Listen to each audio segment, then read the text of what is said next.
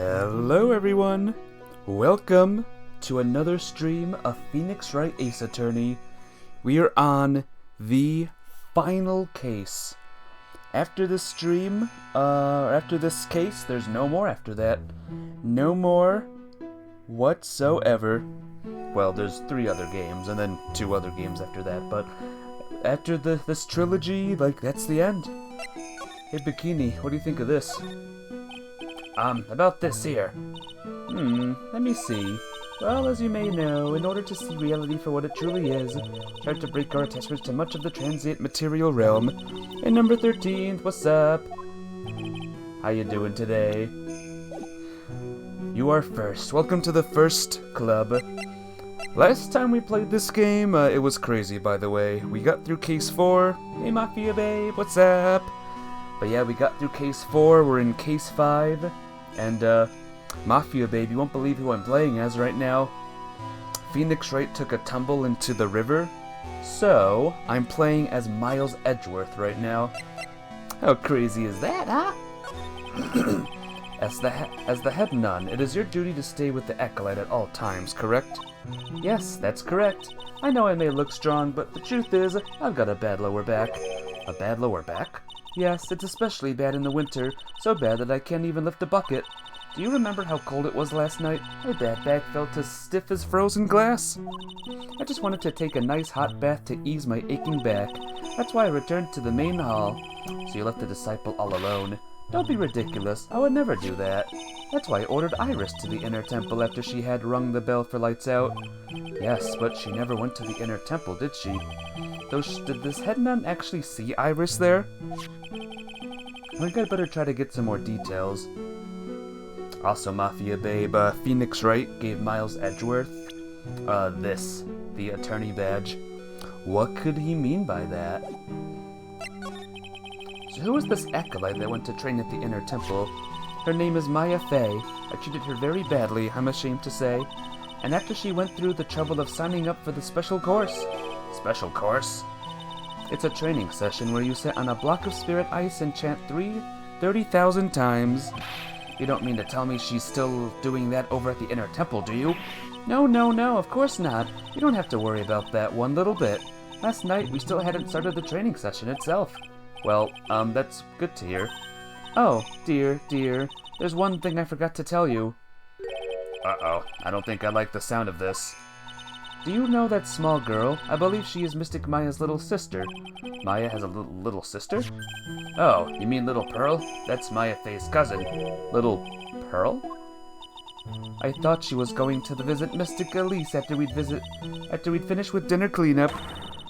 But I haven't seen her at all since late last night. She's nowhere to be found. You mean she was with the victim? It's all the fault of my stupid, creaky old back. A little girl who was with the victim on the night of the murder is gone. As they say, the plot thickens. Yeah, Pearl is currently missing right now, and Maya's stuck on the other side of a big bridge. By the way, Mafia babe, does this face look familiar? Oh, go back. Present. You said you went with Maya to the training hall in the inner temple last night. Did you happen to see Iris while you were there? Of course. Very familiar. Of course I saw her. I told her to meet us after ringing the bell, the 10 o'clock bell for lights out. So you're saying Iris came to the inner temple then? Of course she did. Iris had always been a good, obedient girl. After that, I had Iris help Mystic Maya begin her training. But that doesn't fit with Iris' story at all. She said she never went to the inner temple. As they say, the plot thickens. Very strange. Anyway, to the courtyard. And this is where the murder took place, sir. Other than removing the body, we left everything else untouched. Thanks, detective. I'll just have a look around. Looks like the police are still investigating. Oh yeah, by the way, I thought I'd better ask, just to be sure. Are you really gonna defend that nun Iris at the trial tomorrow? Yes, I will. I gave her my word and now I must follow through with my commitment. Well, in that case, I've got to be careful. Gotta make sure I don't leak the prosecution's whole investigation. Don't worry about it, Detective. Just keep your mouth closed and I think most of it will flow on its own. You got it, sir. I'll make sure it flows out like water from a tap. Yes, you do that, Detective. Just how much has your runny spout leaked over the years? The victim is the famous picture book author Miss Elise Dunham. Her entire past up until she won that writing award last year is a total mystery. It's hard to believe in this day and age you can still find people like that. The estimate time of death of the victim was between 10 and 11 p.m. on February 7th. Cause of death was blood loss resulting from a stab to the back by the murder weapon. The murder weapon? The victim was found skewered with a giant sword, sir. That's terrible. Yeah, but there's one strange thing. Yes? The victim's entire body was covered with bruises. The bruises are consistent with falling from the height of a 2-story building. A 2-story building? That would be about the same height as the room in front of us, correct? Hey, you're right. Way to go, Mr. Edgeworth. That just happens to be the room that Elise Dunham was staying in. Maybe she was pushed out of the window after she was stabbed by the sword?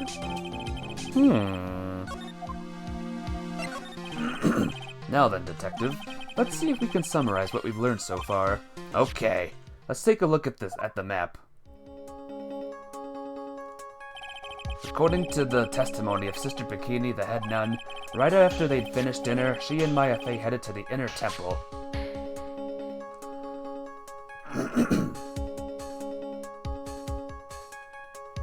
Okay, got that, guys? You got it? Tap says number 13. I agree. At 10 p.m. after ringing the bell for lights out, Iris went to the inner temple.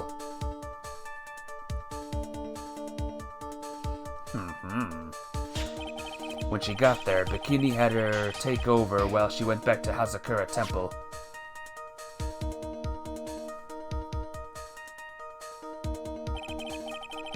After taking a hot bath to soothe her back,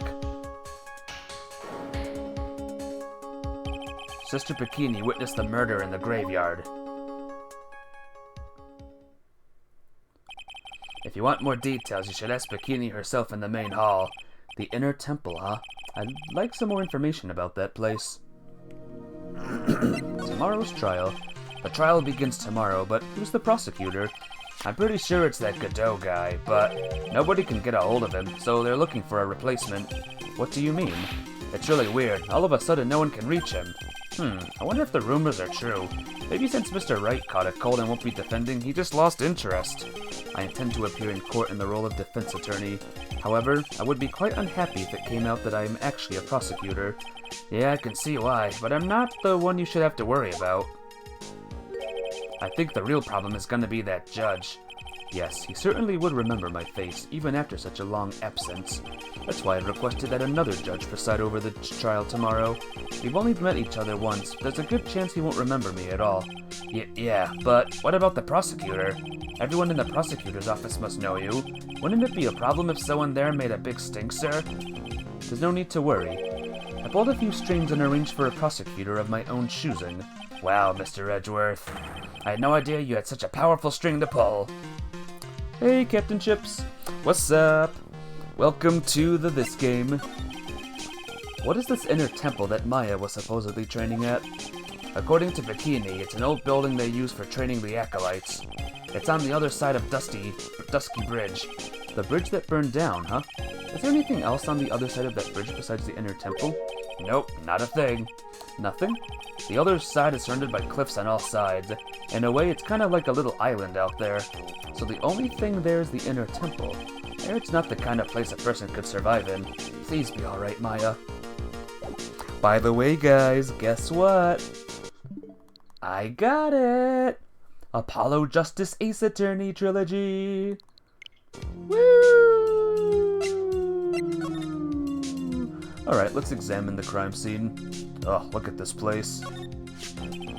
So the sword is from this gold statue is actually the murder weapon?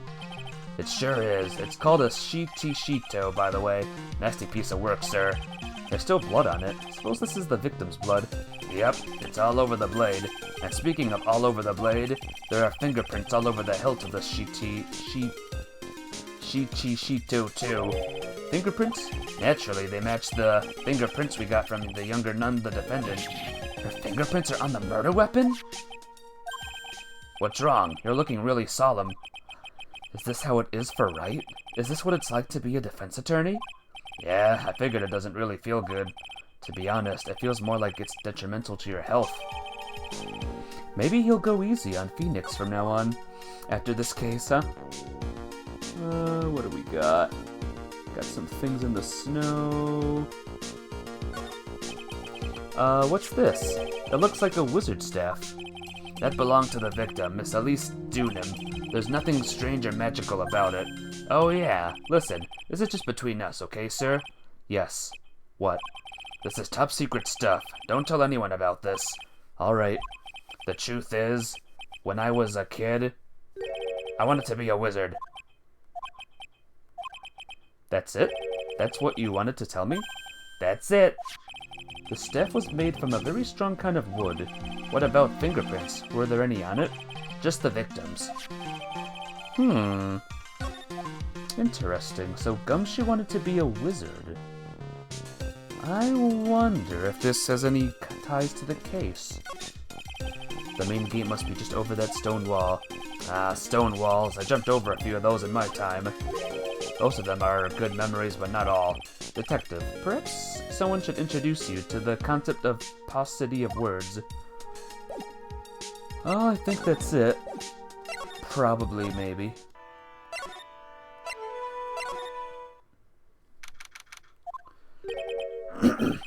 I don't see Larry anywhere. Maybe we scared the poor kid away. His heart was shut tight with a number of psycho locks.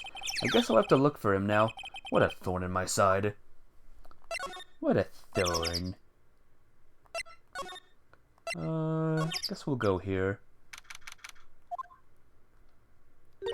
Ah, Mr. Edgeworth. I came back because I need to ask you a few questions if you don't mind. But I've already told you everything that I... Iris, please remember, I'm on your side. You can tell me anything. Yes, thank you. I just finished speaking with the head nun of Hazakura Temple. She testified very clearly as to what happened. She said she saw you stab Miss Elise Dona with a sword. And one other thing, she said that when Maya Fey began her training at the Inner Temple, you were there as well. What? When I spoke with you last, you claimed that you never went to the Inner Temple, and yet Sister Bikini says she met with you at the Inner Temple that night. But I didn't go there. I didn't go to the Inner Temple last night. Looks like she's unwilling to tell me the whole truth. I wonder if I'll find out the answers I'm looking for if I break those psycho locks. I think that is what I should do right now, fellas.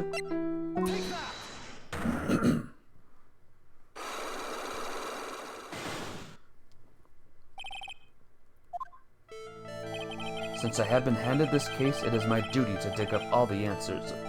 Understand? Yes, sir. The smallest flame can sometimes bathe a case in a whole new light.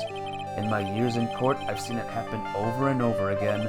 That's why I'm committed to searching until I have those answers. Now then, is it really true that you didn't go to the Inner Temple last night? Yes, I swear. I already told you that. Yes, you said you didn't go because you were frightened. That's right. If that's the case, then the obvious question is, what were you so afraid of? Iris, I wonder, is it what frightened you so much that you couldn't even leave your own room? Him? Nope, not yet.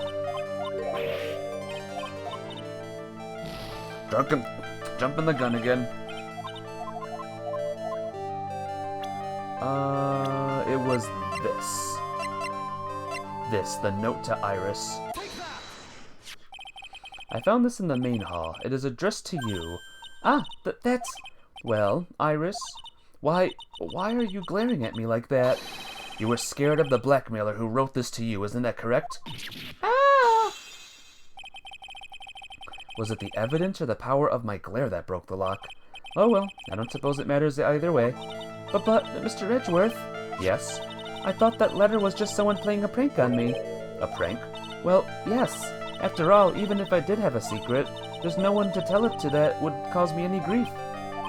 I wonder about that. Such a bikini is like a mother to me. I would never hide anything from her. No, you may not have anything to hide under normal circumstances. However, last night was different. Unfortunately, I don't know the exact nature of your secret yet. However, whatever it is, there is one person who didn't want your secret told to. Now we do, Phoenix. Phoenix Wright. Ah! You mean something to Wright, it seems. And I can tell he holds a special place in your heart as well. That's why you didn't want him, of all people, to know your deep dark secret. Well, what do you have to say? I should have expected as much, especially from a friend of his. Woo! This lock is done. After dinner, this letter was waiting for me in my room. As I said, I was frightened by it. What is this heavenly hall the letter mentioned? It's a small mountain shack at the base of Dusky Bridge. A small shack, huh? It's more like a broken down shack that no one would ever want to go near. Where is it on this map? It's around here. To get there, you must follow a small path down from Dusky Bridge. The reality is, to get to the inner temple, I had no choice but to cross that bridge. But the thought that such a terrible criminal could be lurking at Heavenly Hall... I was so scared by the whole affair that I didn't even want to think about it. So this is the secret that locked away in your heart. Yes, it looks as though I may have to visit this Heavenly Hall now. Maybe I'll find some sign of our mystery blackmailer. In any case, you still claim to have never left your room last night. Yes, that's exactly right. Okay. The trial starts tomorrow. I promise you, I will win. I'm going to win so that you and Phoenix Wright can see each other again. But when I do, you must promise me that you will tell him your secret. But it's pointless. Why would you say that? Because I may know who Phoenix Wright is, but he has no idea who I am. BRB. Okay, Mafia baby. The big question is, who will be the prosecutor tomorrow?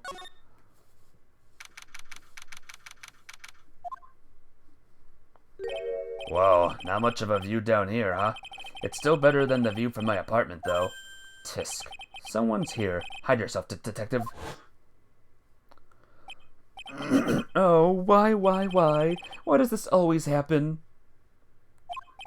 Whenever I find a girl I like, they always run away. I even chase one of them to Japan. Next is going to be prison, I guess. I'll steal that detective's wallet. That'll get me locked up for sure. Nah, I can't do that to someone who looks like he's down on his luck. He's just talking to himself. Shh, be quiet and listen. I knew it. I shouldn't have done that. I blew it again. Done that? What did he do, I wonder? Hey, you! About what you just said? I got an objection. What the? Edgy, you dirty rat. Welcome back, Mafia Babe. Mafia Babe, look who's back.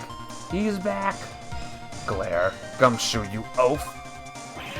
I'm sorry, sir. Before I knew it, I was shouting out objection. And in a loud, commanding voice, too. Even pointed with my pointer finger. You've watched too many trials. I'm sorry.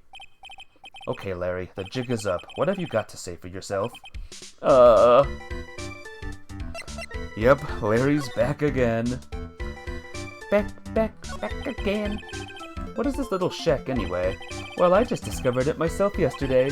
And why were you down here in the first place? Come on, I'm an artist. I was looking for a good place to sketch. This is a great little place. It's, artistic. It's quiet, it's cold, it's got no power, and it looks like it's about to collapse. Sounds a lot like my apartment there, pal.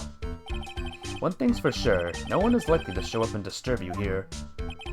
So can I get you something to drink? Some hot water, maybe? He's getting all buddy-buddy on us, sir. Listen to me, Edgy. You've got to do this. You've got to save Iris. Why are you so sure she's innocent? Because she's cute? Watch your mouth! Anyway, I made up my mind about it. I'm going to marry that girl. Mr. Edgeworth is pretending he didn't hear you, so I'm gonna ask for him. Have you already asked this girl to marry you? No, not yet, but I can tell you how she feels by the look in her eyes. She's got this, I really want this man to carry me over the threshold look. I'm sure Nick would be surprised. He'd never imagined I could marry such a beautiful girl like that. Something tells me he would be shocked indeed. That's why I didn't want her to do anything dangerous. I mean, what am I gonna do if she gets hurt? What is this guy trying to say? He lost me about a mile back. You really want to know the answer to that? We're going to have to drag him onto the witness stand. Come to think of it, you still haven't answered my question. Where were you and what were you doing last night? Aw, man, don't you have anything else to talk about? With that kind of attitude, you'll never be a ladies' man like me. Okay, chill out with those scary eyes. I got it. If you really want to know, last night, I saw something incredible. Something incredible? Oh. Oh, God. Yeah, but let's not talk about that now. Let's talk about the good old days. What do you say? Come on, I'll pour you a nice cup of hot water. Why hasn't he realized that I'm absolutely despise talking about the good old days, especially with him? Well, let's get to it, folks. Let's break this, these locks.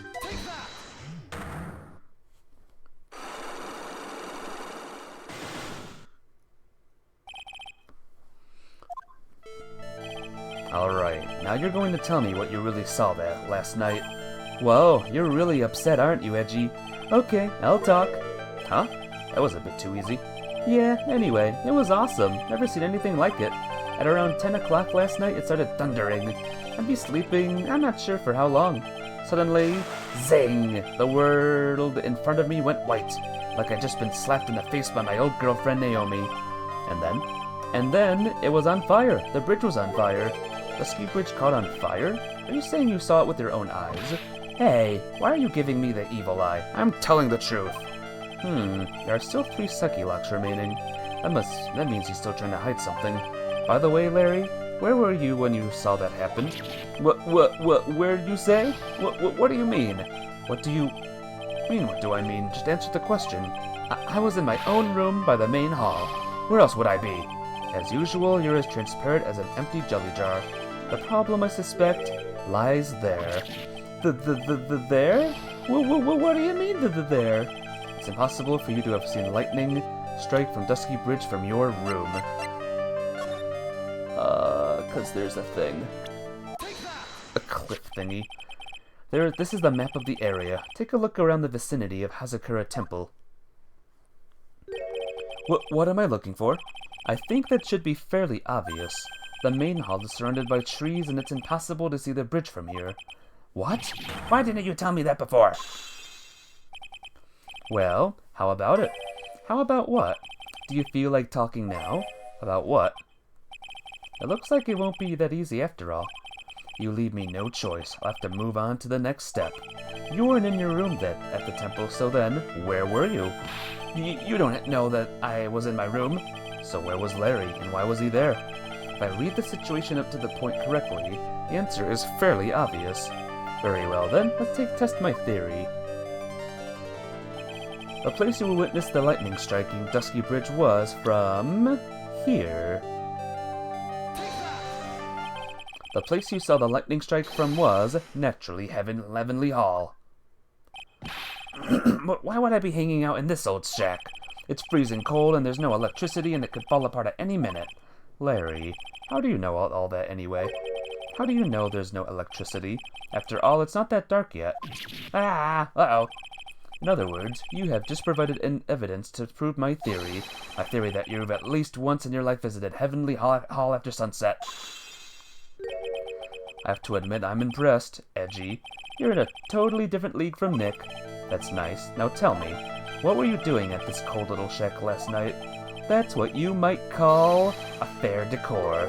I think you mean an affaire decor. Could it be you were waiting for someone?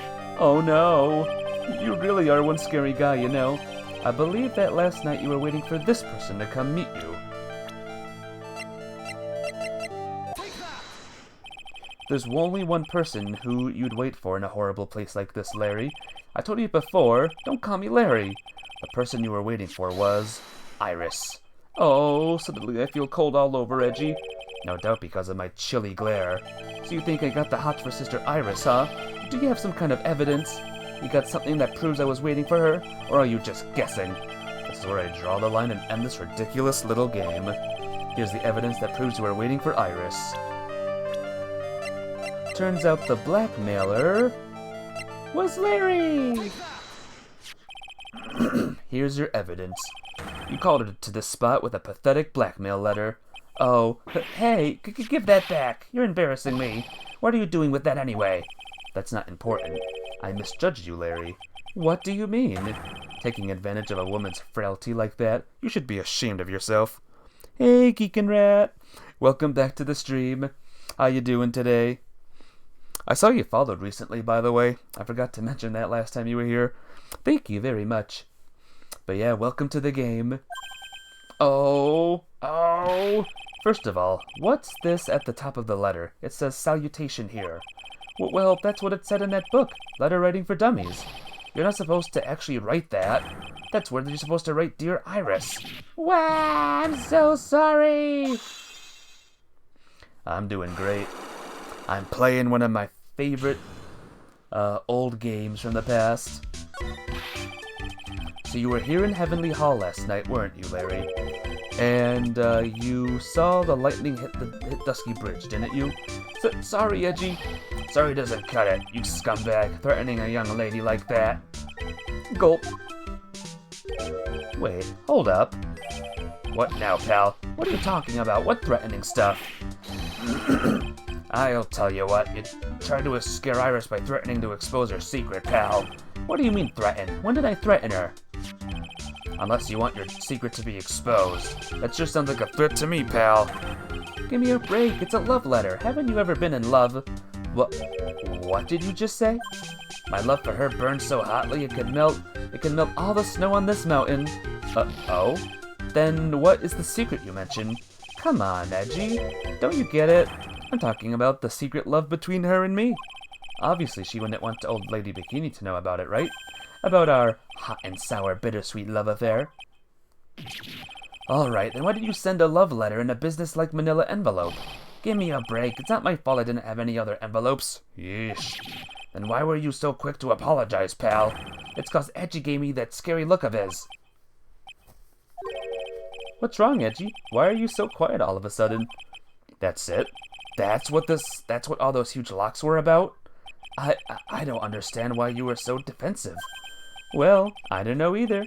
I guess the thing is, you shouldn't expect too much from a guy like me. Hey, come on, don't let it get you down.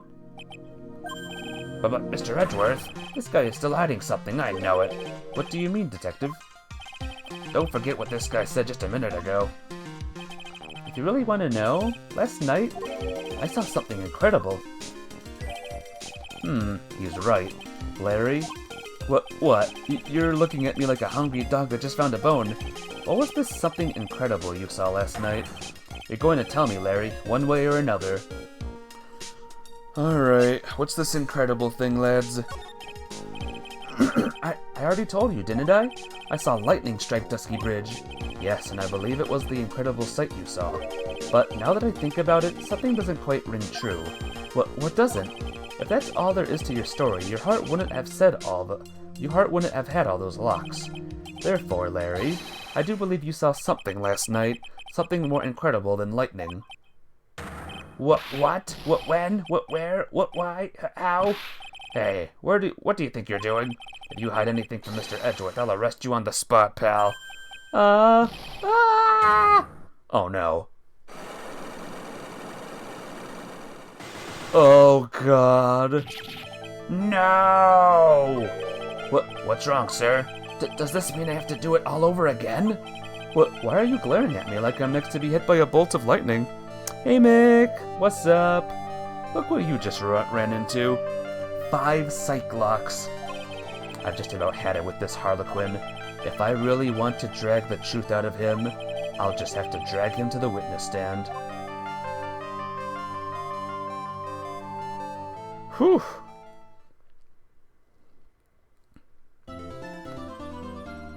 Well, guys, since Edgeworth is the defense attorney this time, who will be the prosecutor? Who do you all think it is? Godot is missing, someone said, so... Oh my, Mr. Larice feels that way about me? About to find out, yep. Apparently, he isn't aware of your real secret at all. This is no time to be embarrassed. I'm sorry. I'm just hardly accustomed to that sort of thing. Worry not, and in any case, whatever it was that he saw on the night of the incident, mark my words, I will drag it out of him. Does that mean Mr. Larice is the witness today? No. I believe that none will be the first to take the stand. Sister Bikini, she claims to have seen the very instant in which you carried out the crime. I just want to ask you one last time. It really wasn't you who killed Miss Elise Dunham, correct? That is correct. It wasn't me.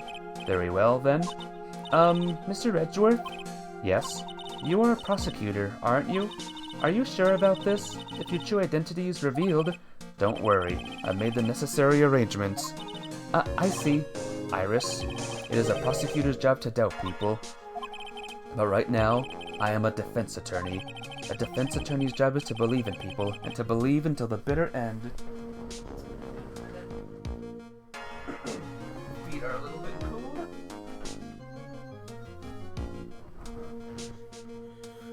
Alright, slippers equipped. That's what my friend told me once.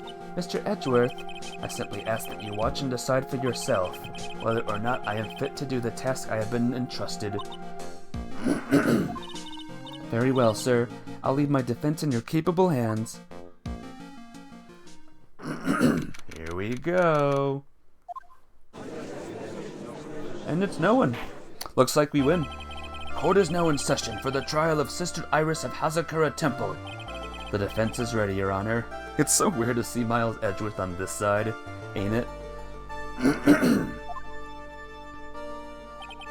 The defense does indeed appear to be ready. However, the same cannot be said for the prosecution in this case. Indeed. I'm not sure I like such a blatant waste of this court's time. An empty prosecutor's chair can only mean that the prosecutor has no confidence in their ability to prove their case. It would seem that this case is already over before it had a chance to begin. I am ready to announce my verdict at this time. The court finds the defendant... Wait! It's... Franziska! The prosecution stands ready. And you are? Franziska von Karma, prosecuting prodigy. But von Karma, you say? Perchance you wouldn't be of any relation to the legendary prosecutor Manfred von Karma? Legends are a thing of the past. I am a von Karma. That is all. She's back. Upon a special request, I flew in for the purposes of prosecuting this case. You did? Then you must be quite a big shot, eh? By the way, Mr. Edgeworth. Yes, Your Honor. I'm almost certain that I've seen you before somewhere. Or am I just imagining things? You look very much like a prosecutor I met once. I believe you are imagining things, Your Honor. Miss von Karma, do you have anything to say? There is no such weakling as this man among those of the prosecutor's office. There isn't? But I'm sure, once before in this courtroom... Back! I told you, there is no such weakling. What is that, a whip? I'm not sure I care for such a thing in my courtroom. But bailiff, remove that whip at... Hold it! I have no objection to the whip. You don't? The prosecution can wield a whip or drink 17 cups of coffee. But there is still only one truth. That is what I stand here to prove today. This promises to be interesting, Miles Edgeworth. I'd expected to face Phoenix Wright here today, but looking at you now, maybe this is what I have been waiting for all this time. Miles Edgeworth, I will not allow this chance to crush you slip through my fingers. I see you brought your flair for the histrionic. Allow me to add to the things I'm not sure about. People act bizarrely in my court. Waha! The stage is set. Now continue with the proceedings, Your Honor. Again, would this whip be allowed? I mean, it was almost not allowed, but Miles Edgeworth is like, nah, it's fine. Very well. Miss von Karma? Yeah, no, not at all. Well, her whip is here to stay once again, guys. Very well, Miss Von Karma. Please give an outline of this case, with as little whipping as possible. The murder victim is the famed picture book author, Miss Elise Dunham. Her body was found in the Hazakura Temple courtyard. She has been stabbed through the torso by a ceremonial sword from a golden statue. The sword in this picture is the weapon in question, correct? Very well. The court accepts this photo of the crime scene. There is no mistake. This was the doing of Sister Iris. After all, there is a witness to her crime. Very well. Please bring this witness to the stand. And so it begins. My first and last trial as a defense attorney. Huh. Where is she? Witness, state your name and occupation, please. Hold on there. I'm not sure about being not sure if I care for this at all. Witness, please stand up nice and straight. If I recall correctly, there are a few milk crates in the defendant's lobby for our back pain plagued witness. Bailiff, fetch a crate for this poor lady, please. Once again, your name and occupation, please. Little old me? Well, I'm the head nun of Hazakura Temple on Eagle Mountain. My name is Bikini. You got it? Bikini. Nice to meet everyone. But you don't appear to be wearing a bikini right now. Wah! The courtroom is the garden of holy judgment. Those with lechery in their hearts should leave the sanctuary at once. You want me to leave? No need to get your bikinis in a twist. Let me tell you, I'm a sight to behold in summer. In any case, witness, I hear that you saw the crime take place on the night in question. That's right. I can still hardly believe it myself, to be honest. There's no way dear little Iris could do anything like that. Let's hear what you have to say, then. First, tell us about your own movements that night, eh?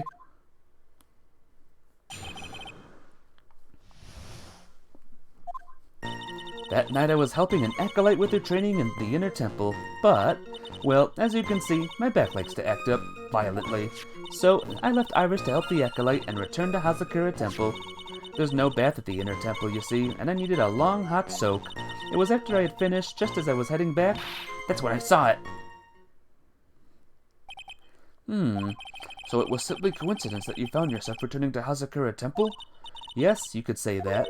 If my back hadn't been in so much pain, I would have stayed at the inner temple. That sounds like a pretty important statement she just made. There's only one problem with this testimony that I can see.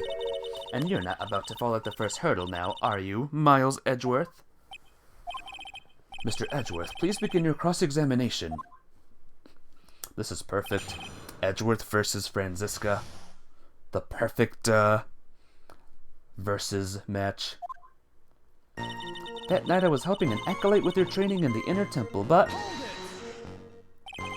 What is the inner temple? Well, see, conversing with the spirits is what we train people to do, right? We'll be the ones asking you the questions, madam. In order to do that, a place strong in spiritual power is required. There's a small temple across Dusky Bridge called the Inner Temple. Acolytes must spend an entire night there to undergo intense training. And how exactly do you help with this process? It is all quite exciting. It can't be performed without a nun supervising. Like a tutor watching to make sure a spoiled child studies. A tutor with a whip in your case. If that is the case, then why did you return to Hazakura Temple, where the murder took place? Well, as you can see, my back likes to act up violently.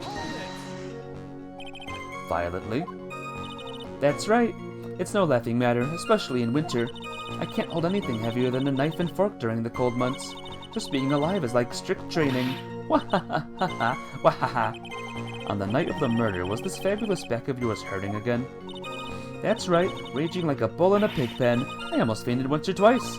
I just knew that unless I warmed it up, it was going to finally finish me off. That's rough. I left Iris to help the acolyte and returned to Hazakura Temple. You left Iris to help? With what? What do you think? The acolyte's training, of course. It was just past 10, so we were starting to enter the training exercise proper. Wasn't it your place to remain with the disciple? Well, the job is simply to watch over the acolytes so that they don't pass away. Just to confirm this point again that night, you met Iris in the inner temple, correct? Yes, yes, she's a gentle, honest girl. She's never once failed to follow my directions. Huh. Let's go back real quick. And let's do a little, Iris's testimony. Rang the lights out bell at 10 and was then in her room until the murder was discovered. Witnesses have to undergo their own trials, I'm afraid. The defendant's fate rests on their powers of observation and memory, after all. Well, well, well, don't worry. I'm more than up to the task. I'm a woman of faith, after all, the head honcho of Hazakura Temple. In that case, Miss Honcho, I'd like you to explain something for me. The discrepancy between your testimony and that of the defendant, Iris. She claims that after ringing the lights-out bell, she went back and stayed in her room. Which means she did not go to the inner temple at all. No! She said that? A defendant or a witness. Who is the more likely to lie, do you suppose? The defendant is simply lying to cover her back. But that is completely illogical. The murder was committed in the courtyard of Hazakura Temple. Claiming that she went to the inner temple would make for a much better alibi. But that is odd. Whatever the reason, I can't believe she would lie. She does indeed have honest eyes. Whoa! All people lie. That is my belief. Why am I the only one being whipped in here? Anyway, neither the witness nor the defendant have any reason to lie. Which means, we must call your memory into question. Dear, dear, dear. You're older than me and yet you want to play that game, do you? Well, that isn't exactly what I... My memory is perfect. Crystal clear, especially in winter. Then, suppose it's too early to end this cross-examination, eh? Mr. Edgeworth, if you are going to question the memory of this witness, you will need to show me a more decisive piece of evidence. Understood, Your Honor. I was naive to think that alone would do the trick. And please add your comments about Iris to the testimony. Let us return to the cross-examination. There's no baths. I was finished. Where was it? Iris came to the inner temple. She was dressed exactly as she had been at dinner. Really? Because I think she gave something to someone. Witness, let's get one thing straight. The defendant whom you claim to have met, she was wearing this demon-warding hood, correct? Of course. That is a very important piece of clothing, I'll have you know. Wahaha, wahaha, haha. Wait a minute. Hold it right there. Why do you have that? That's the question of the day now, isn't it, Miss Von Karma? I'll have you know that this hood was given to someone as a gift that night, before the lights-out bell was rung.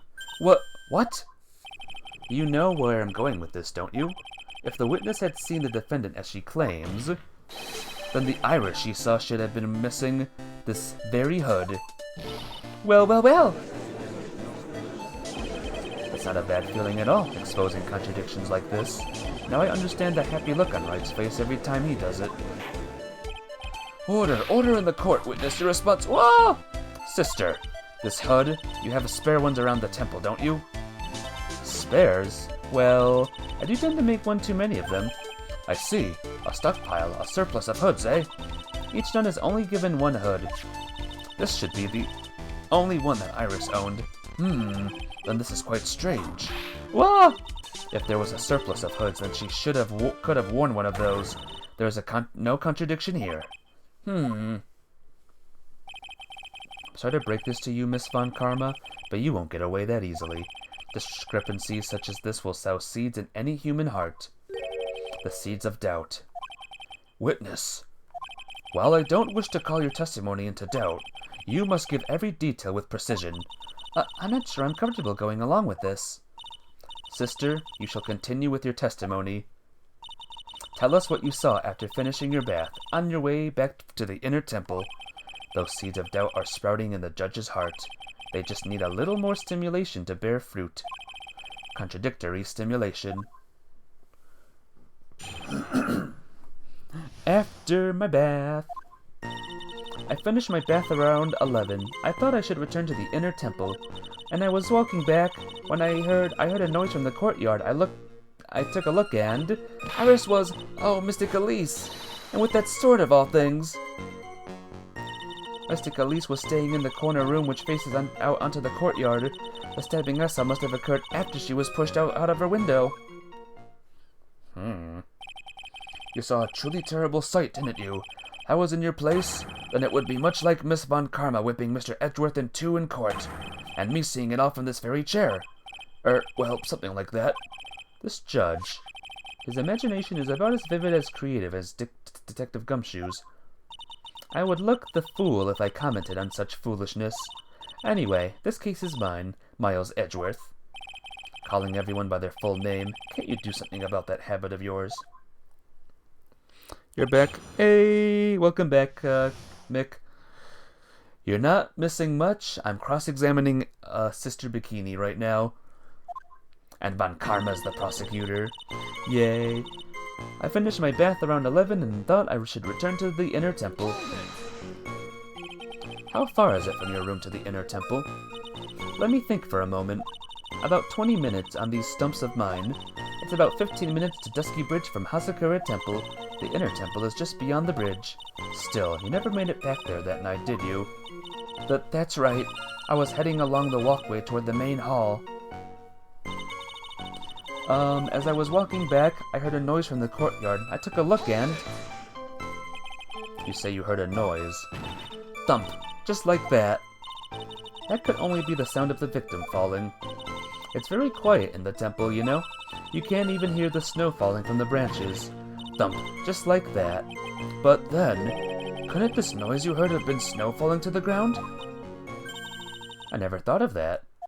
Wahaha, wahaha, ho ho ho ho ho ho. Wah! The next one to laugh gets a whipping. Well, whatever the source of the sound, I looked over at the courtyard and... I love Von Karma so much. Hey, Angel Love, what's up? How you doing today? Welcome to the cross-examination of Sister Bikini. Iris was, oh, and Mystic Elise, and with that sword of all things. This is the second time that the witness has testified to seeing the defendant, but some doubt remains in these claims. Hey, just what does that mean? Just because you're a good-looking young man doesn't give you the right to... The murderer who stabbed the victim with the sword, Sister Bikini, try to recall exactly who it was you saw, as clearly as you can. Well, you're a handsome young man, so I'll forgive you. Oh, now that you mention it, there was something awfully strange about her. Something that has been bugging me all this time. You're tired? Oh no. Well, rest here and enjoy the show. Please, don't keep us in suspense. Her hood! Her hood? That's right, it's coming back to me. Iris, she wasn't wearing her hood. I thought something was out of place, but it all makes sense now, doesn't it? After all, she'd given that hood away to someone, right? Irk. Huh. You've dug your own grave, Miles Edgeworth. What do you say, Mr. Edgeworth? Is this testimony important? Sure. This may initially appear to put me at a disadvantage, but I can't see any other leads at the moment. Your Honor, I would like these new statements to be added to the testimony. Heh, Miles Edgeworth. If you want to hang yourself, you need only to ask. I'll gladly lend you my whip. Witness, add that statement to your testimony. No problem. Now that you mention it, Iris didn't have her hood on. You are sure about that? Yes, after all, we'd always wear the same clothes. Ah, I don't mean because we're poor, you understand. It's our style. Yes, that's it. There's absolutely no need to explain yourself. Anyway, she looked different from normal, so that really stuck out, like me holding a whippet puppy instead of my whip. At least then it might bite you and not someone else. Iris didn't have her hood on, I'm sure of it. Very well. Now, please tell us about the victim, eh? Mystic Elise was staying in the corner room which fences out onto the courtyard. The room the victim was staying in overlooked the courtyard, correct? Which means the victim's room was on the second floor? No, Hasakura Temple is a single-story building, but the mountain itself slopes downward, which elevates the main gate side of the temple and the guest rooms in the back to about the height of a two-story building. I see. And the victim was staying in one of these elevated rooms, correct? Yes, I should know. I'm the one who carried her things to her room after all. The stabbing I saw must have occurred after she was pushed out of her window. I think there's something here. After she was pushed out of her window, body fell 10 feet after death. Impressive logic. That's what I like to say anyway. Oh, please do. My brain is something else, especially in winter. However, I think you are overlooking one thing. Miss Von Karma, would you be so kind as to take another look at the autopsy report? The autopsy report? The victim did fall from a height of 10 feet. However, this fall was after she was killed. Ah! That's right. It says after death right here. The scene the witness claims to have seen is contradictory. If the defendant stabbed and killed the victim there in the courtyard, how did the victim then go on to make a 10-foot fall? Ah! Order! The victim was killed and then fell. If that is the case, then the victim must have been killed in her room. Don't you agree? That is the logical conclusion. Yes, that's right. The victim must have been stabbed by the defendant in her own room, and she was then thrown out of the window down into the courtyard below. Were there any signs of a struggle in Miss Stoneham's room? She was stabbed with a sword. That would leave a blood stain, wouldn't you agree? Well, Miss Von Karma, was there any blood? Well, no traces of blood were found in the victim's room. Your whip has just caused traces of blood to be found on my glorious playoff beard. However, if there was no blood in the room, then you... Oh! I'm sure there's no need for me to go over this, as I'm sure your honor is well aware of when a stab wound produces the most blood. When it produces the most blood, very little blood is actually lost at the moment of a blade's insertion. This is proving a very strange case. Oh yeah, it's the last case. Of course it's gonna be weird. If you want to talk about when the most blood would be lost from a body, that would be when the blade is removed. Indeed, with the weapon still in place, it acts like a lid on the wound. That's true. With the weapon still in the body, there wouldn't be much bleeding. A perfectly reasonable line of thinking. We have come to a conclusion then. The victim was thrown out of the window with the sword still in place. This removes all the contradictions. Order! I must admit that this is a probable version of events. I'd expect no less from Franziska Von Karma. She locates and takes control of every vital point. It seems that we need a clearer testimony from the witness. Remove all supposition on your part and let it tell us only the facts, please. Witness, please, remain standing on the crate. Don't go selling me short now. The weight of winter snow has bent me out of shape, especially my back and my mood. Sister, please give us your testimony. I will give you a vigorous massage once we are finished here. With the whip? Oh, boy. All right.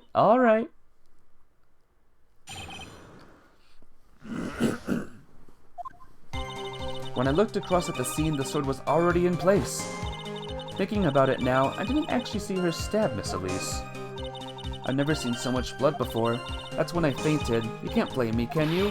When I awoke, Mystic Ami was stabbing Mystic Elise through the back.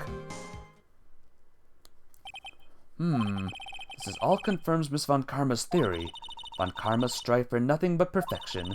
Putting together such facts is nothing for me. You should know that, Miles Edgeworth. Perfection is an impossibility, Franziska Von Karma, and I'm here to teach you just that.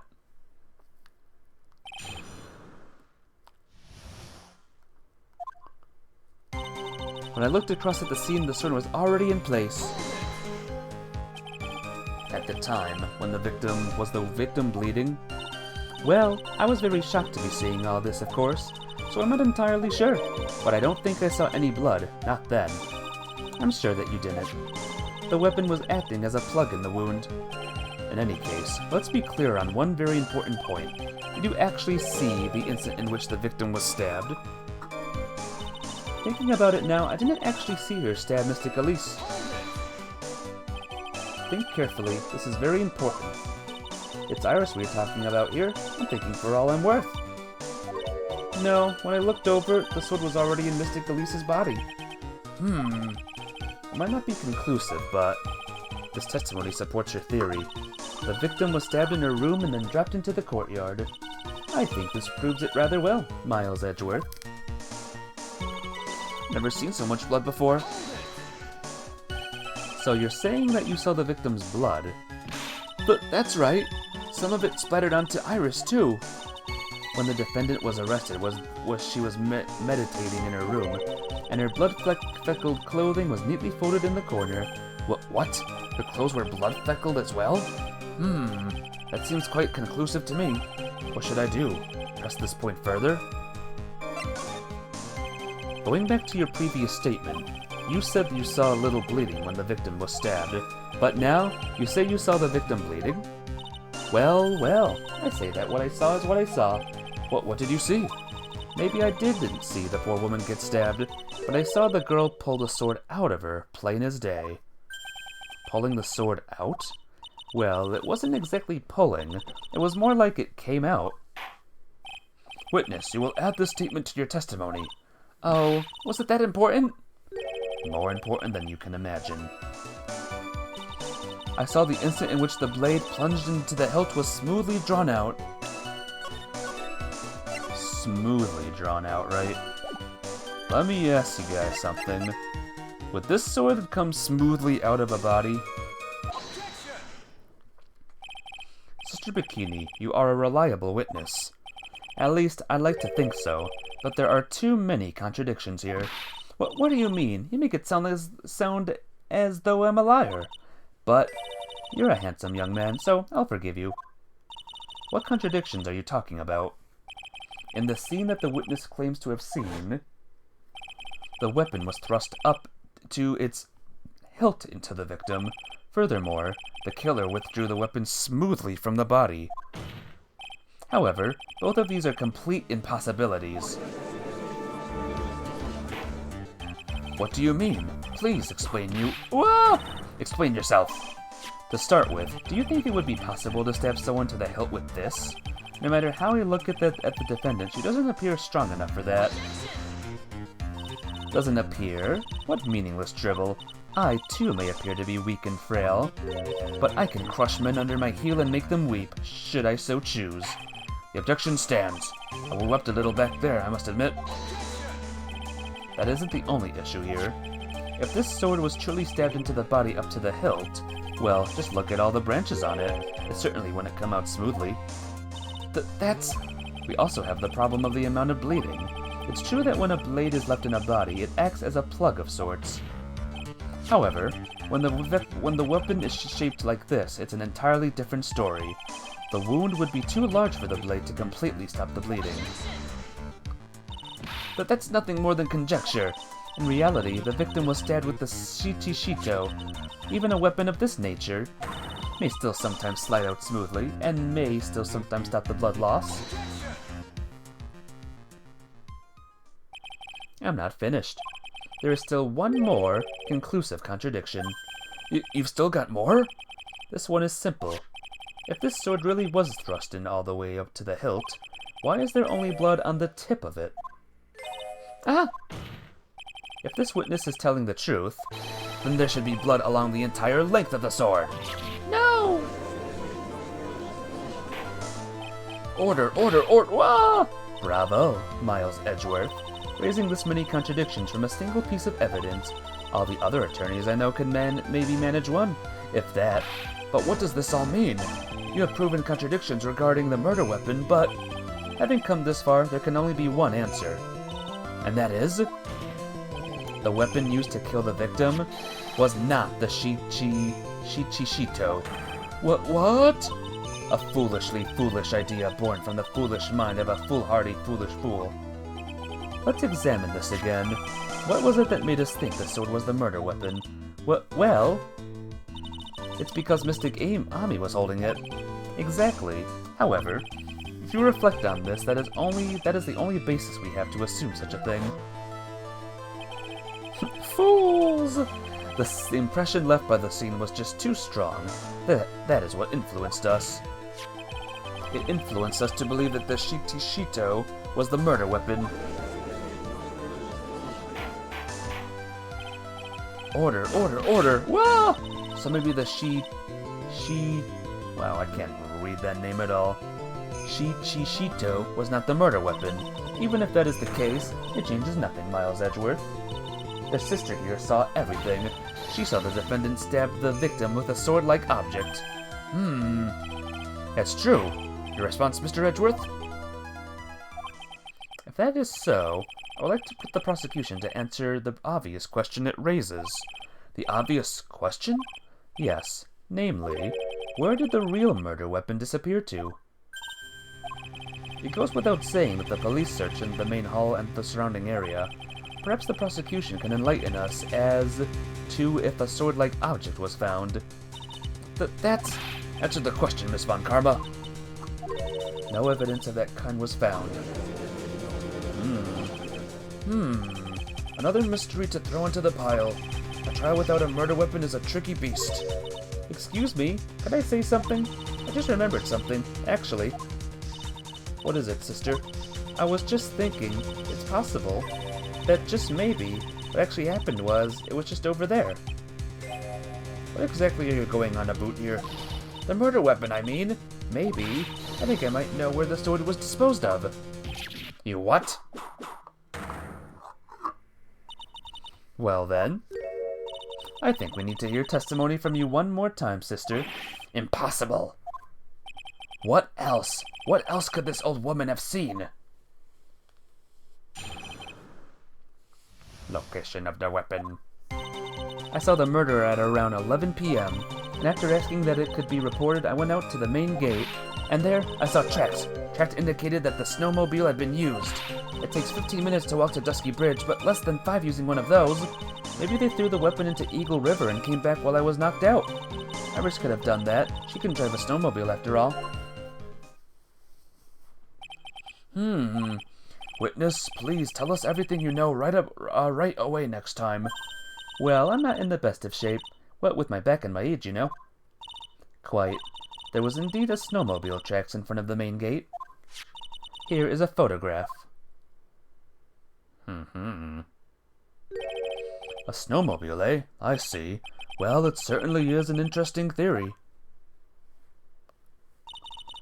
The tracks being in front of Hazakura Temple and run all the way to Dusky Bridge.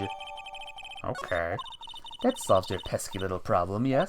The Eagle River's current is quite swift, meaning that it doesn't freeze over in the winter, making it the perfect place to dispose of the murder weapon. Did you really go to the river to dispose of the murder weapon? Mr. Edgeworth, your cross-examination, please.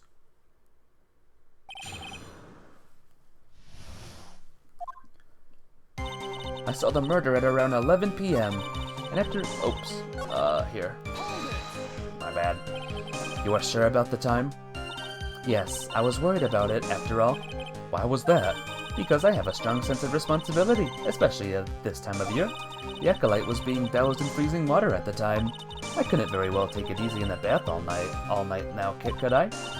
So at 11, I decided to leave Hazakura Temple. Her estimation of the time seems reliable, at least. Please continue, sister. After asking that it be reported, I went out to the main gate. You asked Phoenix Wright to report the crime, correct? Right, the one who trampled me. It seems she is the type to hold a grudge.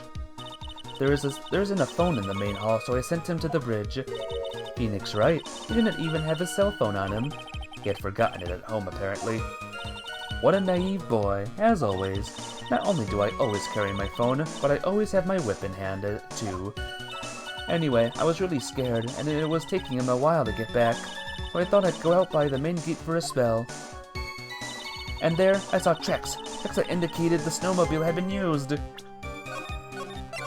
This could be wrong, but let's just try it out. Nope. Not yet.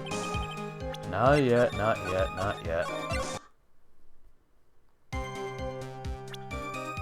So, just want to see other things real quick.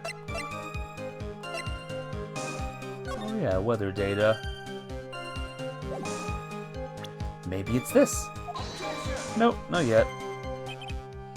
Probably at a certain time, but not right now. Whoops. There was tracks! Oh my god! As I recall, there was a snowmobile outside the main gate when I visited. That's it! That's the only one we have. It'll run no matter how much snow falls. Now you're certain the snowmobile was there at the main gate when you arrived? Yes, of course. It was parked in front of the gate. So, she had already gone, discarded the murder weapon, and returned by that time. I'm not sure if this is really relevant. What should I do? Aha. Gotta press forward. I need answers to every possible doubt. The snowmobile in question, was it so warm at that time? Huh? What do you mean? What do you mean? What do you mean, eh? What do you mean, Miles Edgeworth? I'm playing into a slow crowd here. It goes without saying that using a snowmobile will heat its engine. If it was still warm, then it means it was recently used. Ah, I see. I never thought of that. That's right. I overlooked that too. Of course you did. Then answer this question, please, witness. I don't often go around touching hot engines. However, now that you mention it, there wasn't any snow on it. Snow? Yes, for some reason, only the snowmobile wasn't covered in snow. There wasn't any snow on it? Curses. It seems highly likely that the killer did use the snowmobile then, eh? How long does it take to get to Dusky Bridge by snowmobile? It takes 15 minutes to walk to Dusky Bridge, but less than 5 using one of those. In that case, why didn't you use it yourself? You could have spared yourself some walking. Ah, there's a reason for that. Have you got a moment for me to explain? I think that's why the question was asked in the first place. It was about a month ago. I was driving my beloved little snowmobile, happy as can be. I'd fetched some water and was heading back when I went and crashed into a tree. The tree and my back both went crunch. Just like that. Crunch. Crunch. I hadn't been able to find the courage to write anything since then. Anyway, the killer must have used it. Maybe they threw the weapon into Eagle River and came back while I was knocked out. Alright. Maybe it's here then? I'm not sure though. Nope.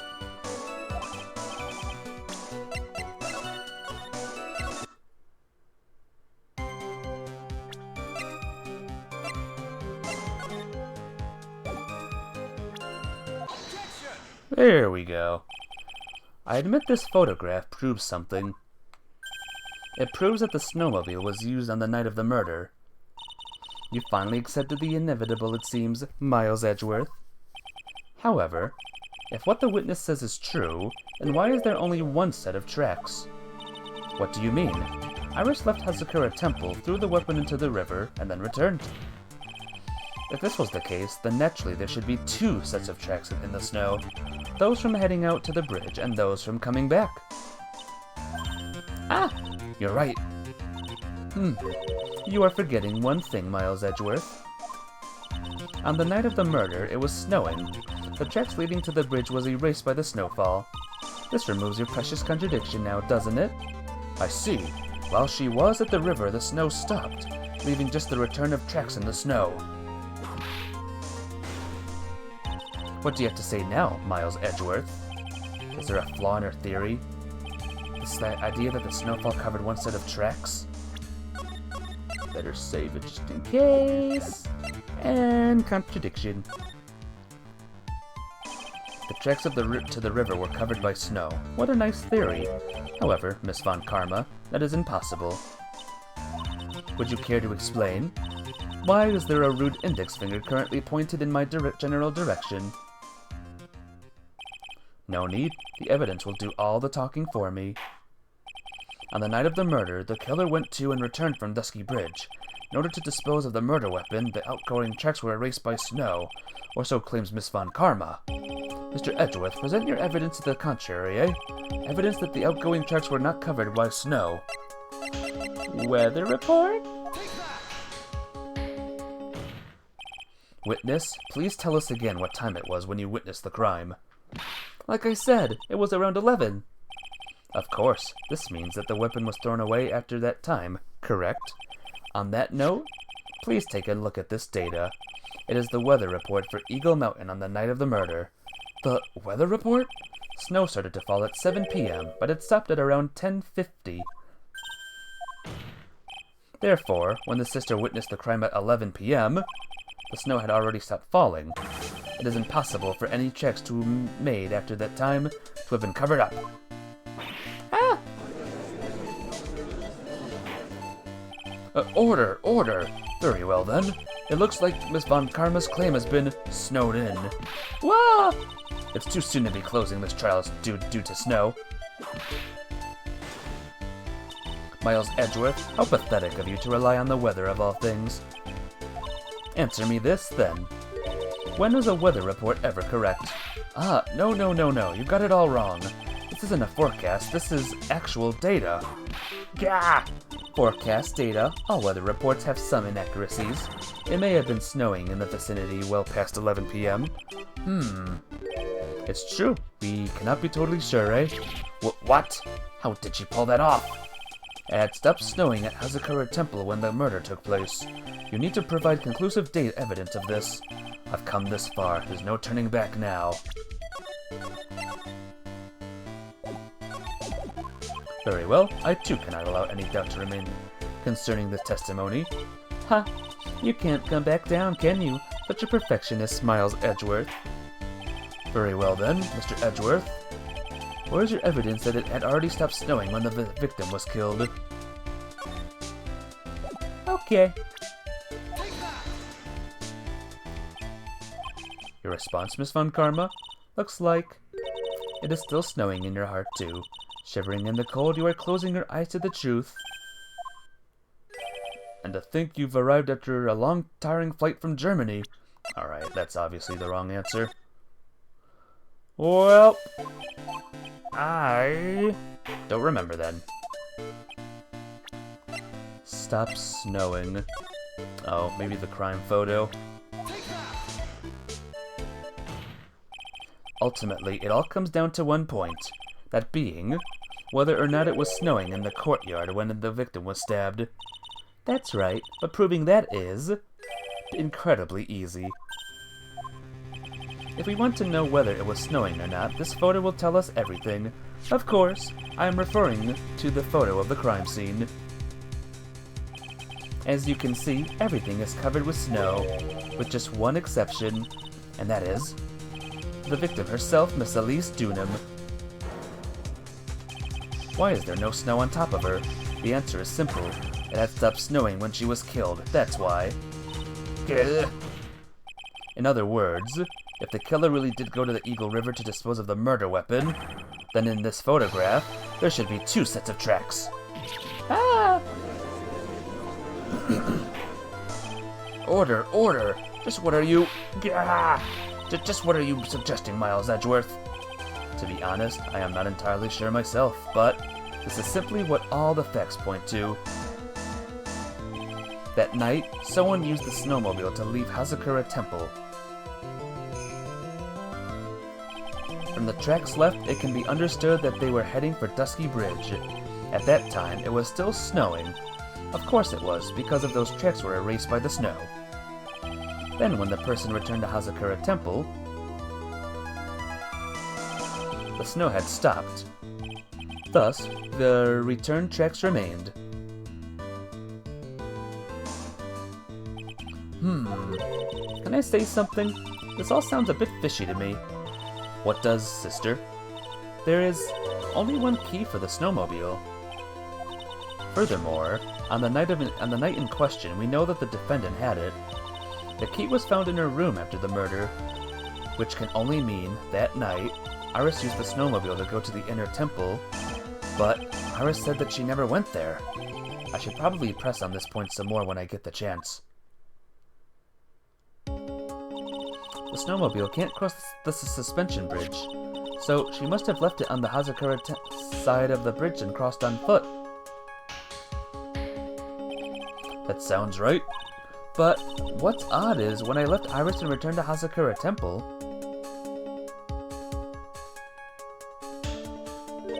I didn't see anything near Dusky Bridge.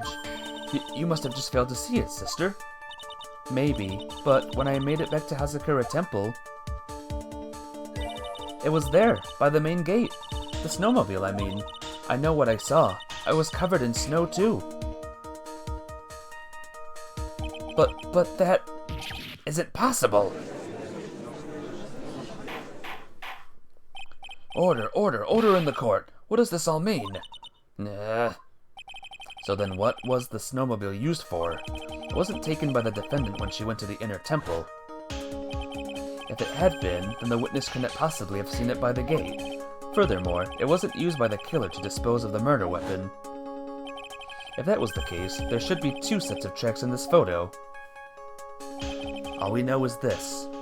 After it stopped snowing, someone used the snowmobile to return to Hazakura Temple. Never thought a simple snowmobile could cause so much trouble. I think we've learned all we can from this witness. Yes, I've nothing more to add. I've told you everything that I know. But then, that still leaves us with the same problem. If only there was someone, a witness who could testify to having seen the snowmobile. A witness, huh? Was there no one out walking perhaps near Dusky Bridge on that night? I don't think that's likely. It was cold enough to freeze your ears off. Only an idiot would go out wandering in like that. Unless they had something really important to do. That's a shame. Hold on. Something is coming to me. An idiot may well have gone wandering out on that subarctic night. Your Honor, actually, there just might be one individual who may be of help to us. Really? You know of someone who might have seen the snowmobile on the night of the murder? I don't know for sure if he saw it or not, but there are 2 things about him that do come to mind, which are, first, that he saw something incredible on the night of the murder, and the second being, this individual that I am thinking of went wandering outside that cold night. In other words, he is our kind of idiot. Your Honor, I know such an idiot. Yep. Mr. Edgeworth, who is this idiot you were talking about? How about Larry? This guy must be a product of Jean-Luc de Laduc's Guide to Obnoxious French Painting. This is Larry Butts, a disciple of the victim Elise Dunham. Her student? Interesting. And why was he wandering about outside on the night of the murder? That's... I could tell him all about his designs for Iris, but it may cost us his credibility as a witness before I even call him. He is, after all, an artist. He was perhaps searching for something in the snowy scenery that would move him, although I cannot guarantee that this is the reason. And so, this unfortunate, unreliable-looking man, what exactly was it that he saw? Why is the judge Canadian? Good question. I have no idea why he is. I intend to extract that from him right here in this courtroom. Summon this youth as a witness immediately. I have no choice, do I? I believe he is in the gallery for this trial. It will not take long to summon him. Very well. Larry. You may have escaped me yesterday, but today I'm going to get everything out of you. The court will now adjourn for a 20-minute break. Miss Von Karma, please see to preparing the next witness. Understood, Your Honor. Good. Well then, court is now in recess.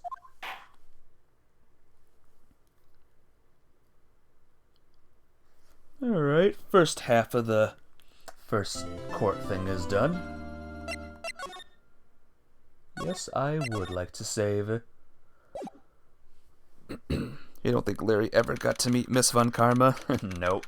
He's about to, though. Excuse me, Mr. Edgeworth. I'm not really sure what to say. Iris, we only have 20 minutes. There are 2 things which I need to ask you before we reconvene. Alright, I'll help you any way I can. First, about that night, you really didn't go to the inner temple, correct? The last witness claims to have met and talked with you in the training hall. Either you or Sister Bikini is lying. Mr. Edgeworth, it is just as I said yesterday. Until the incident occurred, I was in my own room in Hazakura Temple. Very well. The second thing, then. That night, the temple snowmobile was used in between the time Sister Bikini returned to the main hall and when she bore witness to the murder. Sometime between 10:30 and 11 p.m. that night. Were you the one who used the snowmobile? There was only one key for the snowmobile. The only person who could have used it was me. So it was you. But why? What made you go out to Dusky Bridge? I'm sorry, Mr. Edgeworth.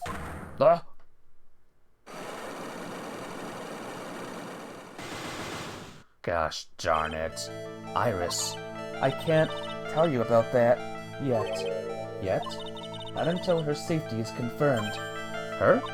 The safety of the Acolyte. The Acolyte, huh? She mustn't be talking about Maya. Iris, look at me in the eye and tell me the truth. Did you kill Elise Dunim? No matter who or what may come, I could never take a life. Huh, she could never take a life. But she supposedly took the lives of, like, past people. Who is Iris? What the heck's going on? As I thought, no psycho-locks. Very well. It is my job to get to the truth. You'll discover this for yourself soon enough.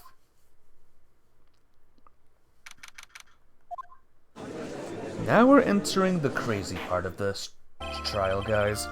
Get ready. Things are gonna get insane. Court will now reconvene. Miss Von Karma, where is the witness? During the break, a man was detained for suspicious behavior in the gallery. Suspicious behavior? He was sketching something very intensely. Dare I ask what the witness was sketching when he was detained? He drew a terrifying woman, armed with a demonic face and a vicious whip. I can only presume that his intention was to capture you. Ah! Anyway, it's time to drag this pathetic excuse for an artist before the court. Larice Donham, I hope you're ready. Get in here! It would seem that whip is going to see plenty more of use, today. Ouch! Your sketch is in contempt of this court. Hey, I was just artistically rendering. Ouch!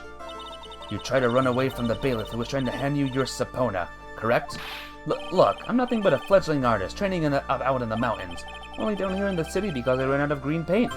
Well, to use the technical term for the color, viridian. Larry, this isn't an art store now, is it? I know, I graduated junior high, okay? Look, art is all about working in the fields, isn't it? Working in the fields? I presume you wanted to say field work, I hope. On the one hand, I can't imagine that they'd pull the defendant is actually guilty card twice in a row. Nah. Well, maybe, but I don't know. We'll see. That's it. Thanks, buddy.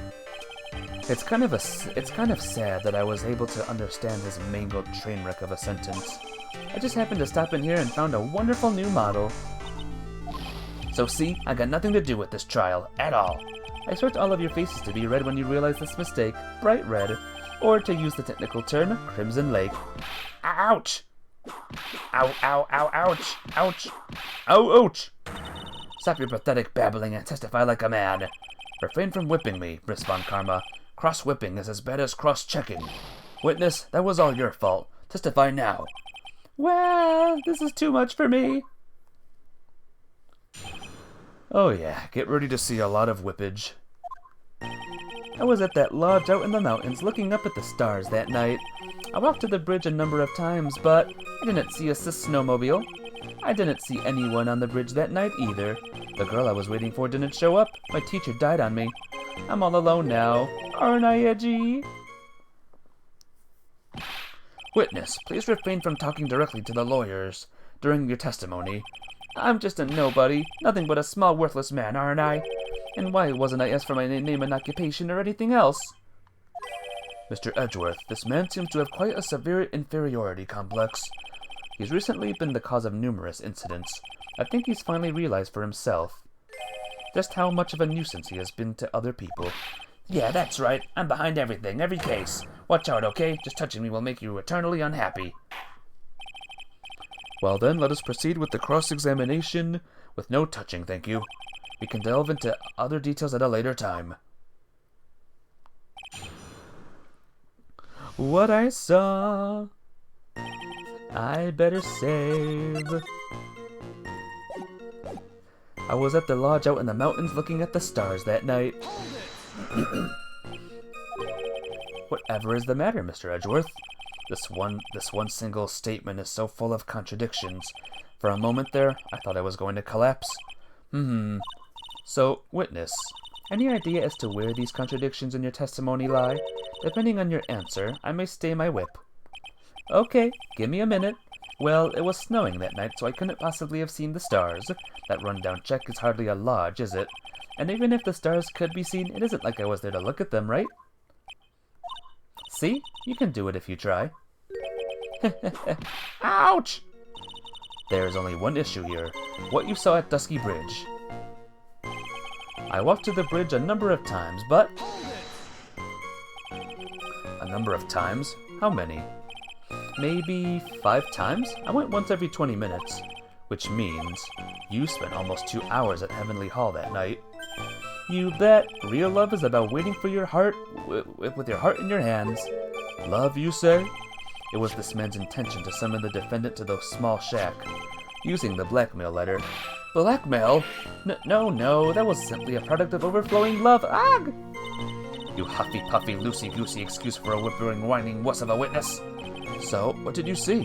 Hope for your sake you saw a snowmobile. You huffy-puffy, loosey-goosey excuse for a whimpering, whining wuss of a witness, eh?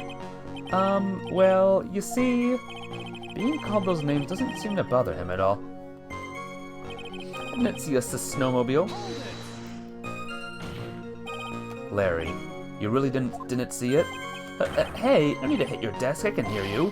I didn't see it. I didn't see a snowmobile. Larry, say snowmobile for me, please. Snowmobile. If you truly have nothing to hide, then why are you stammering like you just flew over a cuckoo's nest? Shut up! What is this? I don't know, don't ask me. It seems that I'll need to start from a more obvious contradiction. I'm going to strike the blow that will finally get him to spill the beans. I didn't see anyone at the bridge that night either. You didn't meet anyone? That's right, because I got nothing to do with this. And I'm just here to buy some Viridian paint, okay? Come on, I expect to see those Crimson Lake faces now. It would appear that simply pressing him isn't going to be enough, Mr. Edgeworth. Indeed. Seems like he's going to claim to have nothing to do with this to the end.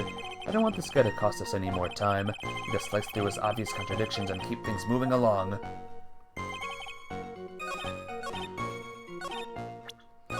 Anyone? You didn't see anyone, huh? No one? Not even me? Or Phoenix Wright? Larry Butts, I can understand why you might want to throw your old life away. You're pretty pathetic, and you cause all sorts of trouble. I'm sorry, but having realized just how much of a nuisance you have been, that could be considered a step in the right direction. Edgy, are you trying to console me? It certainly doesn't sound that way to me. However, I cannot forgive you for simply turning away from the incidents you create. Wah! You're totally pinning this on me. Now then, let us talk about the night of the murder. Sister Bikini, after seeing the murder take place, asked Phoenix Wright to report it. Thus, he headed for the public phone by the bridge. There, he happened across a certain nefarious individual. You, Larry Butts. That's right, me, in the flesh. Listen carefully, witness. Doesn't matter if you change your name. So long as you remain pretty pathetic, you will continue to cause these incidents. That reality will not change. But, what do you want me to do then? Larry, what you need is to change your inner self, but for now, what you saw that night, testifying truthfully about this one issue is all I need from you. Edgy, I think I've finally woken up. Well, I guess I could still be sleeping. But anyway, I'll do it. I'll testify. Well, I'm not sure this will go especially well. I'll ask again then, witness. What did you see on the night of the murder? What I saw, part 2. I went to the shack at around 9, so it would have been about 10:30 p.m. I was lying under my bedding when a white flash almost blinded me. I looked out the window, and Dusky Bridge was on fire. There was still some thunder, but I went right away to check it out. That's when I ran into Nick. You certainly saw quite a lot, didn't you? So, what happened to the bridge after it caught on fire? It was like me after a 3-day stint chasing a girl. It totally burnt out, like almost totally gone. I mean, trying to cross the burning remains was what caused Nick to fall. What did you say? Oh, don't worry. It's nothing life-threatening. He just caught a cold. I never know with that man if he should be called lucky or unlucky. Now, Mr. Edgeworth, please commence your cross-examination.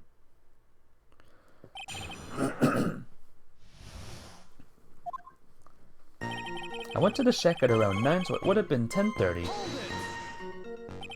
What did you do out there in the cold for an hour and a half?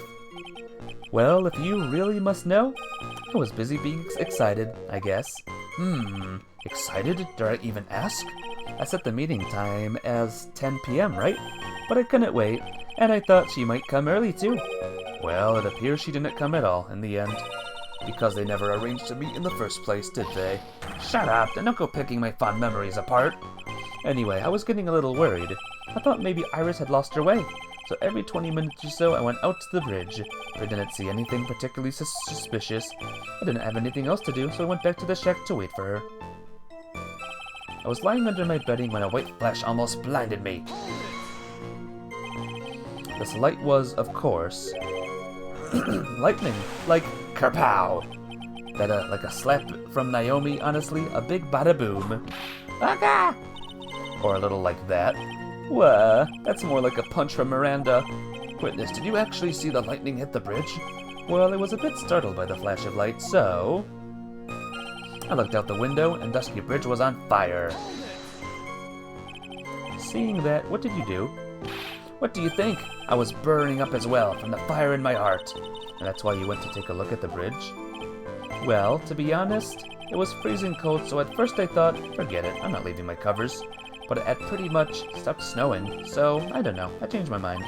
I'm not sure I care for the forget it attitude you had at first, Witness. There was still some thunder, but I went right away to check it out. You said right away? But exactly how long after the strike was that? The lightning fell, and then the bridge caught on fire. Maybe around 5 minutes? I mean, I suddenly thought, gotta go check this out. How far is this small shack you were in from the bridge? Hold on. Well, it had pretty much stopped snowing. I guess about 5-minute walk. And how did Dusky Bridge look when you got there? Like I had recovered a piece of my childhood. I mean, not even the bonfire kids make during school camping trips can compare. Well, should I press him for a little more info? Why did you go to the bridge? You suddenly thought to check out the bridge? Does this mean that you initially had no intention of doing so? Well, yeah, I guess it does. It was really cold. I didn't really want to go out there. If that's the case, why did you change your mind? I would like to hear your reasoning. In which case, please give the testimony to that effect, Witness. But my reasoning? Okay, reasoning is it? I thought I'd never get another chance to see something so big burning.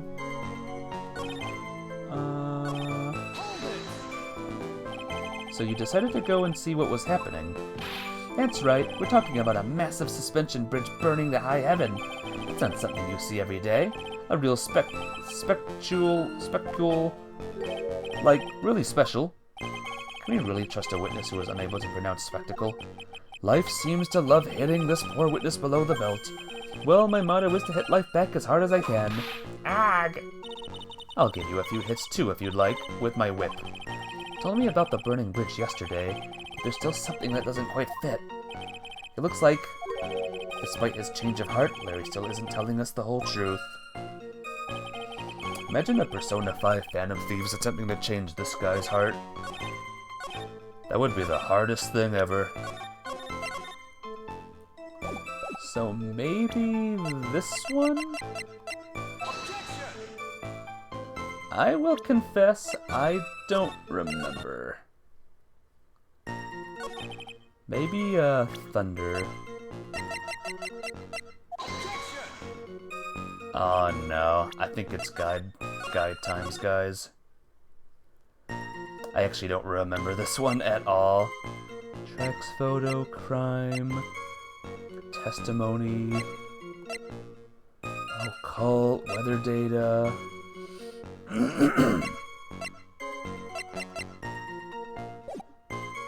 Yeah, I forgot.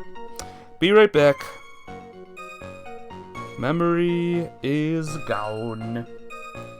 It could be a picture, too, for all we know, but I don't remember, to be honest. Still some thunder. Oh. Go back.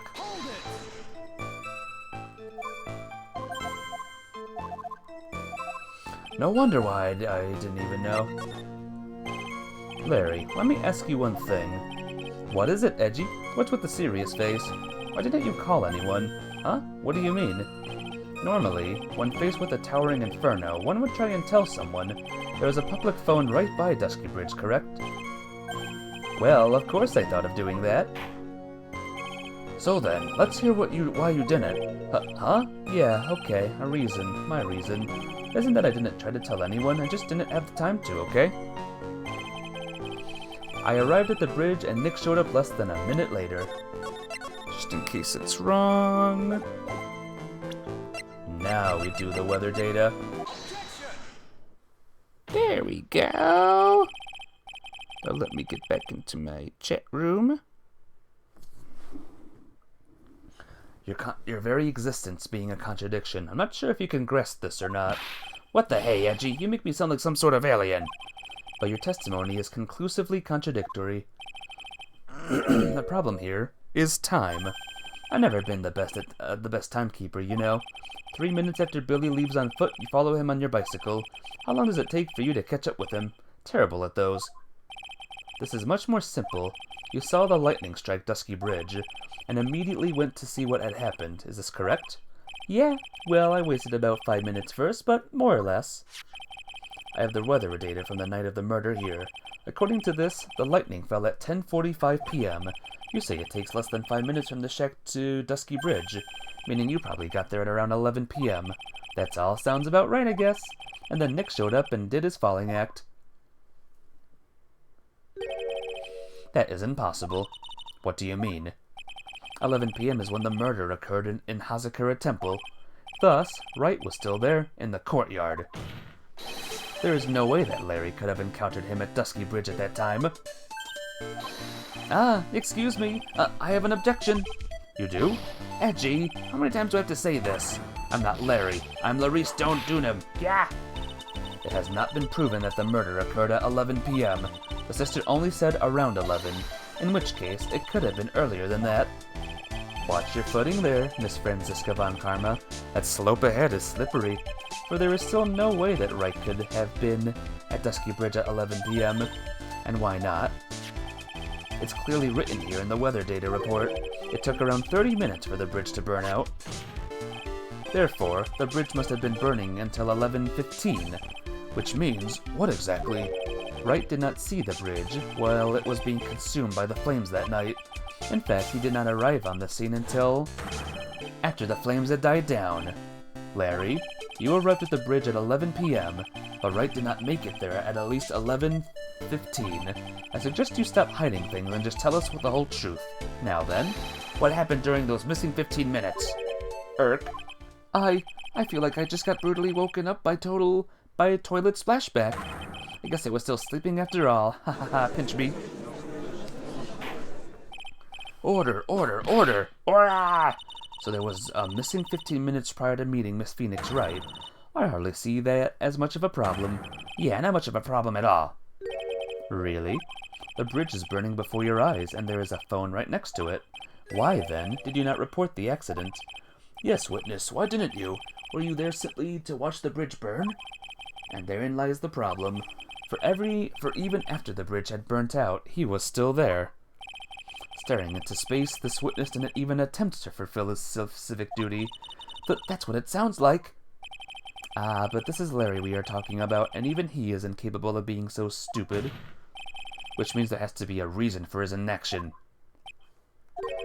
Edgy, I think it's about time I got serious with you, dude. Just as I thought, you've been playing with us all this time. Listen, I'm going to tell you everything. Are you sure you want to hear it all? Yes. I may really say it this time. Everything. Kaka! Then say it. Very well. I have a terribly bad feeling about this, however. Let's have the witness finally give us the whole truth. Now, for this 15-minute gap, what were you doing, witness? This is where the fun begins. I'm a donem. I'm an artist. What do you think I was doing? Sketching in front of the bridge. I was whipped up into a frenzy art. The shock and awe that I was feeling, I transferred it all directly onto the page. But before I realized it, the flames had gone out and then he came running up. I suppose artists can be strange folk. That's right. I'm willing to sacrifice everything in order to draw the perfect sketch. Including the truth from the sound of it. Mr. Edgeworth, has this removed the last of your doubts? Not at all, Your Honor. One very large doubt still remains. And what would that be? This is a surprisingly believable story, especially considering the source. So why did he think you need to hide it from us until now? I intend to drag the reason out of him. Ha ha ha. You'll regret this, Edgy.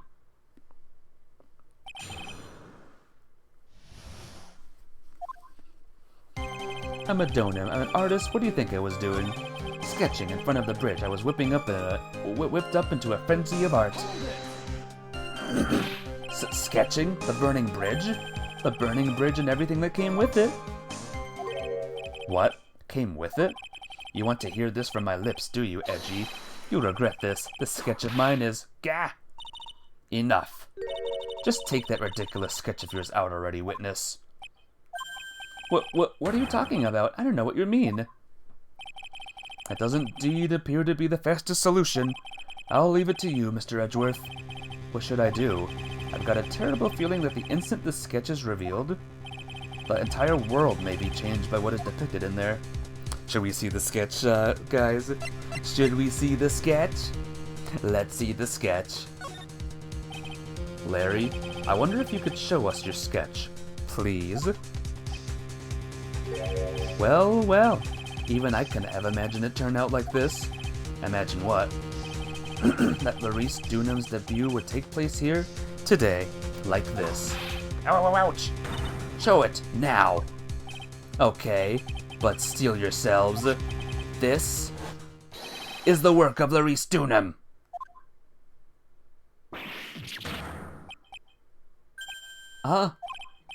Well, so this is Dusky Bridge, correct? Quite a large bridge, isn't it? Your response, Miss Von Karma? Yes, well, it's better drawing than I expected. Isn't it? I struggled to reproduce those flames, I really did. Yes, I'm sure you did. Nah, this is going to get ugly. No one has the courage to bring it up, it seems. This mysterious flying object. Larry? What? The burning bridge is fine, but what is that unfortunate-looking figure? Ah, you spotted that. I thought you might. However much I might want to ignore it, I can't. It's Iris, of course. Iris! I wish she'd take better care of herself. We have to plan for our future, you know? What would have happened to her if she hadn't injured herself flying like that? Larry, please, answer this next question honestly. Okay.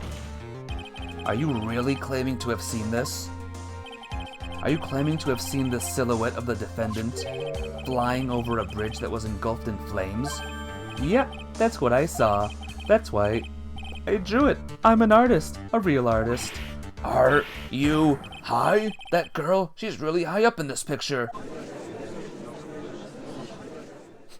Anyone confused yet? Whoa! What was that for? This is all a bad dream. I was just hitting you on the cheek to test that theory. Please whip your own cheek from now on if you wish to test your wild theories. Anyway, no court of law will ever acknowledge that people can fly. Actually, there is some precedent for this. She was flying pretty high, my sweet Iris. She was about 30 feet above the bridge, at least. It was really something to see. This has to be some kind of mistake. Mr. Edgeworth, please bring the witness back down to earth. What? Me? This witness is your friend, is he not? Accessory to foolishness, Miles Edgeworth. Let us get back to the cross-examination, by force if necessary. Mr. Edgeworth, I expect you to expose the obvious contradiction here. Yes, Your Honor. Looks like I've got another reason to remember this moron. Well, what do you think of my debut piece? Get that thing away from me. Now hurry up and cross-examine him. I'm an artist, sketching in front of the thing. I saw Iris flying, her white hood fluttering. Just where did you see this sight from? Hey, no need to shout. When I was lying in bed at the rundown shack, the crack of the lightning bolt made me realize the bridge was burning. I just watched it for a while from there, thinking how nicely it was burning. Then after about 5 minutes, I saw it. The defendant flying. That's right. That's when I decided to go to the bridge. I see. That all makes sense. Aside from the sketch itself. Yes, the sketch doesn't make any sense. Just need to convince the artist that his work is ludicrous. Well, I better, do a save. Her white hood fluttering, huh? Larry, what did you really see that night? Not that I particularly care. In your position, that's just being irresponsible. I do exactly what I saw. I'll give you a whole $1 if it's the truth. If that is truly the case, then there is one thing that we can say for certain. What might that be? That person who flew over the bridge could not have been the defendant Iris. What? What do you mean? I don't understand. Wag! A foolhardy folly of a foolish statement by an equally foolishly foolhardy fool. How exactly can you make this claim? Tell us, Larry, according to this picture, the individual whom you say you saw wearing a hood, with whom you say you saw was wearing a hood, correct? Of course she was. That rundown check is quite away from the bridge. The hood is what told me that this floating angel was my Iris. The hood is my darling Iris, and Iris is my darling hood. Quack! It seems there are bigger fools in this world than the one at the defendant's bench. Larry, there's something you need to be made aware of. On the night of the murder, Iris wasn't wearing her hood. She had given it to Wright as a gift. Are you going to change your story now, perhaps suggesting it was Wright who took the flight? What are you talking about? I think you understand what I mean just fine. Why? Why did Nick have Iris's hood? What? Edgy, what's going on with Nick and Iris? Why, you Nick, you dog!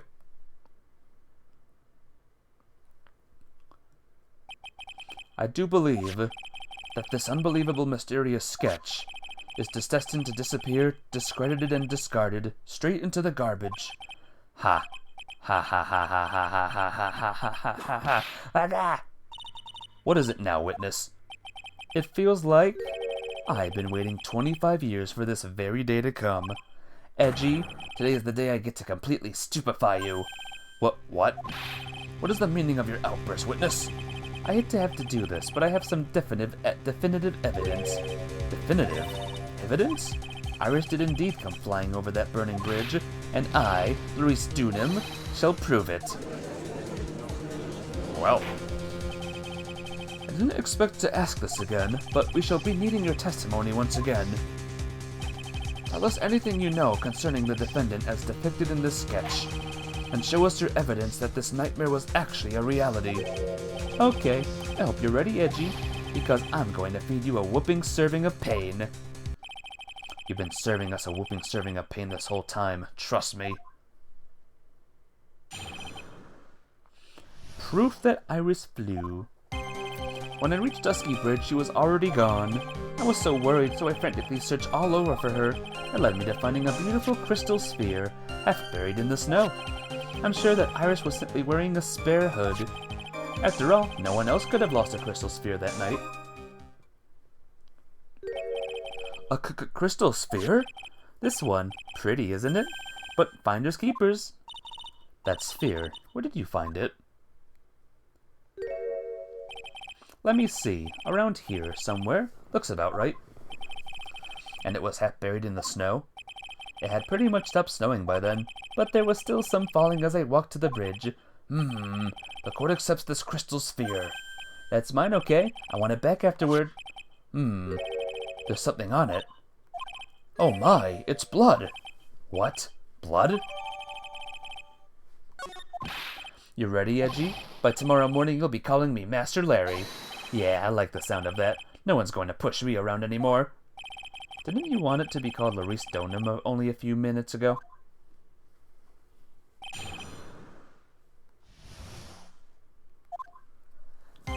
When I reached Dusky Bridge, she was already gone.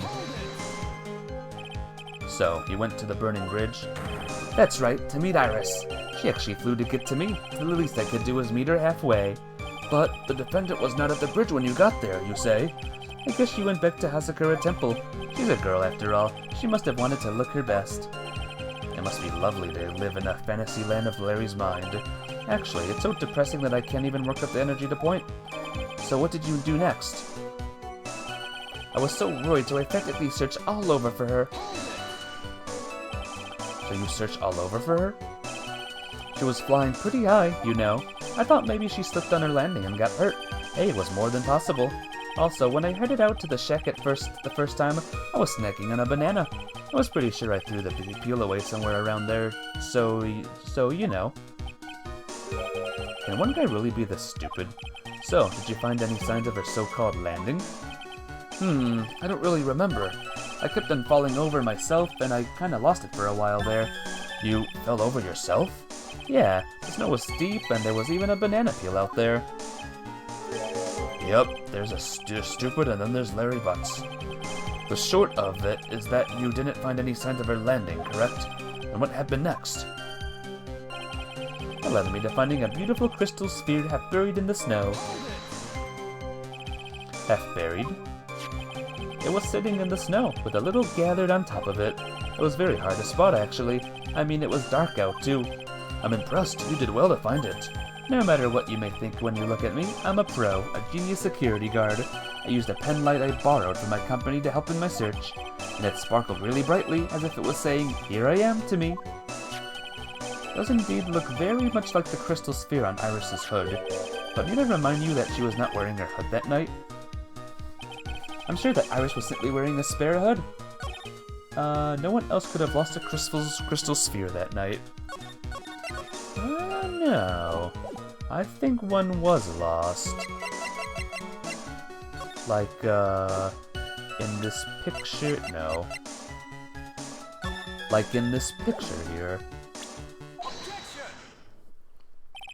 Larry, that night, there was someone who lost a crystal sphere. There was? Who? Who was the stupid idiot? Miss Elise Dunham, the mentor to a stupid idiot. Whoa! Holy crap, thank you, Mr. Sandshrew! Lucas the Pie Guy, Good Clean Gamer, Betkit to Angel Love, and D-Steppen got subs. Thank you so much, oh my gosh. What's the special occasion here? But thank you! You're awesome, I love you! How you doing? It's good to see ya. The victim? You're just in time for a big case, by the way. A massive, massive case that's going on right now. But yeah, I hope that you're doing good. And thank you so much again. I have a photo of her here. And on the end of her staff, you can see a familiar-looking crystal sphere. Hey, that's my photograph. Give it back. Ow, ouch.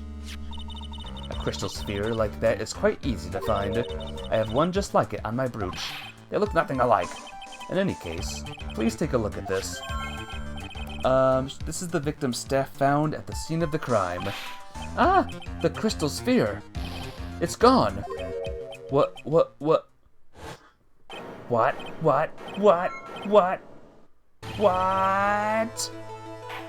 It's been a while, you've been good? How's the case going? It's going good. We're on the final case of the final game, so it's getting crazy. I don't know if anyone else is here watching, it's been very quiet in chat, but as long as I keep on greeting, I feel good. Just what does this mean? If anyone jumped or flew across the bridge that night, it certainly was not Iris. After all, she was not wearing her hood. You're still here? Angel Love, you're sub now. You got a sub. Yay! More importantly, the crystal sphere was found at the landing site was not yours either. You got 7, so you've got at least got lurkers? Yeah, lots of people lurking. That's good. That means the one who flew and dropped the sphere was the victim, Miss Elise Dunham? A fool alongside another fool on a fool's errand to reach a foolish conclusion. First of all, this sketch, which I prefer to call a scribble, is ridiculous. People cannot fly, thus it is rejected. You can't do that. I saw it with my own 2 eyes. And this crystal sphere, this is nothing more than a red herring. You honestly believe that? Give it some thought, and I'm sure you'll realize it as well, Miles Edgeworth. We've always got lurkers. Sounds good. Feel free to comment on how the case is going, though, just to make me know that there's people alive and watching. Elise Dunham was in her room on the night of the murder. There was no reason for her to go to Dusky Bridge. Therefore, this sphere cannot be related to this case. That is all. Miss Franziska von Karma. The only people who will accept that explanation are scatterbrains and clowns. Why are you pointing at me? The victim's crystal sphere was found near the bridge on the night of her murder. Yet you expect us to believe that has nothing to do with the case? That crystal sphere? It was probably thrown away at the bridge after the murder. After the murder? There is blood on the crystal sphere, isn't there? So this naturally suggests that it was thrown away after the murder took place. The killer placed it there to throw the investigation off the scent, which is the exact same reason that he threw that ridiculous sketch. What? You mean I'm the killer? No way! All joking aside, just when did the crystal sphere appear near the foot of the bridge? Unless this can be proven in some way, I refuse to believe this is related to the case. She makes a valid point. There is no evidence that Elise Dunham left Hasakura Temple that night. However, if somehow this crystal sphere can be proven to have been dropped before the victim was killed, then this case is going to transform into something else entirely. Your response, Mr. Edgeworth? Saving the game? Okay. Want your final opinion on the disposition of this crystal sphere. If it is not related to the case, then this witness who you called will have been nothing more than a monumental waste of time. Prepare yourself for some very appropriate punishment, Miles Edgeworth. Can I prove it? Can I prove that the crystal sphere was dropped before the murder took place? Let's try. Yes, I can. Can I prove it? That isn't the issue. To simply prove it, that's the only option. That's what he'd do. That's the way Phoenix Wright would do this. Your Honor, allow me to prove something to you. I will prove that this crystal sphere is a vital link to solving this case. You will do what? That look in your eyes. You remind me of Phoenix Wright when he is cornered. That should come as no surprise, because right now I am Phoenix Wright, and I am indeed cornered. I order you to present your evidence, Mr. Edgeworth.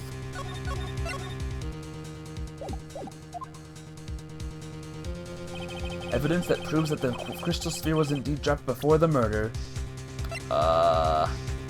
Once again, we'll confess, I don't remember. Maybe the ball? I don't know, we'll see. This crystal sphere, it was half buried in the snow, correct? That's right. If he hadn't stopped snowing, then it would have been game over. The snow would have totally covered it. That's all I needed to hear from you, Larry. Your testimony makes one thing quite clear. What? When the crystal sphere was dropped, it was snowing, even if it was ever so slightly. Snowing? On the other hand, let us look at the scene of the murder. As proven earlier today, there is no snow on the victim's body. Therefore, the crystal sphere must have been dropped before the murder. What? Seriously, Edgy is much better at maintaining composure. Yes, definitely. Except when he saw that picture, but who could remain calm after that, seeing that? Order! On the night of the murder, the victim did indeed go to Dusky Bridge, and there, something occurred that caused the staff's crystal sphere to come loose. What? What could that have been? The sphere? There is some blood on it, isn't there? Allow me to raise a certain possibility at this junction. The real crime scene was near the foot of Dusky Bridge. The murder didn't take place in the Hazakura Temple courtyard? Only a fool would suggest such a foolish piece of absolute foolishness. Just who is the fool, and which part is so foolish, Miss Von Karma? Have you been paying attention to this whole time, Mr. Miles Edgeworth? The sister saw everything. She saw the victim being killed by the defendant in the Hazakura Temple courtyard. That's not exactly true now, is it? To put it more precisely, what she saw was the murder weapon being removed from the victim's body. But that's the same thing. No, it isn't. You said it yourself. Very little blood is actually lost. At the moment of a blade's insertion, if you want to talk about when the most blood would be lost from a body, that would be when the blade is removed. If that statement is the truth, then Dusky Bridge could very easily be the scene of the murder. The murder weapon was not removed, thus there was no bleeding. You are forgetting one vital thing, Miles Edgeworth. Elise Dunham's body was found in Hazakura Temple. On foot it takes 15 minutes to travel from Dusky Bridge to Hazakura Temple. You suggest that someone carried the body all the way? I made it this far. The only place to take this is to the end. Just need to prove that my version of the events is also perfectly plausible. Now if the defense is ready, the court would like to have an explanation. Please show us the method by which the victim's body was carried to Hazakura Temple.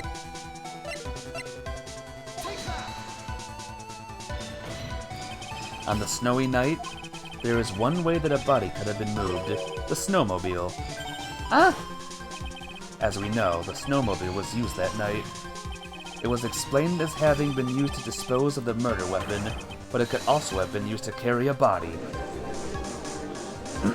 Yep, the snowmobiles. Order, order, order! Yeah! This is completely unacceptable, Miles Edgeworth. You've dug yourself into your own grave. What do you mean? The only one who could have used the snowmobile was the defendant. She's the one who moved the body. Doesn't that put the final nail in your coffin? Heh. You're too late, Franziska von Karma. And in fact, the defense has proven something else entirely. We have shown that this case requires further investigation. What? Where was the victim, Elise Dunham, really killed? If her body was moved, whatever for? And finally, just what does this image mean? Do you even need to think about that? Such a creature could never see the truth, let alone describe it. This witness certainly sits on one of the lowest possible branches of humanity.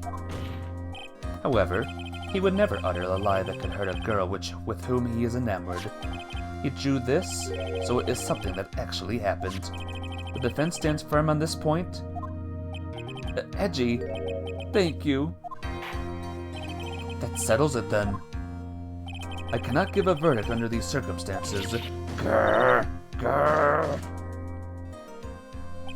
Right? I seem to have fulfilled my part in this. It is just as I thought. Franziska von Karma, you make a wonderful partner.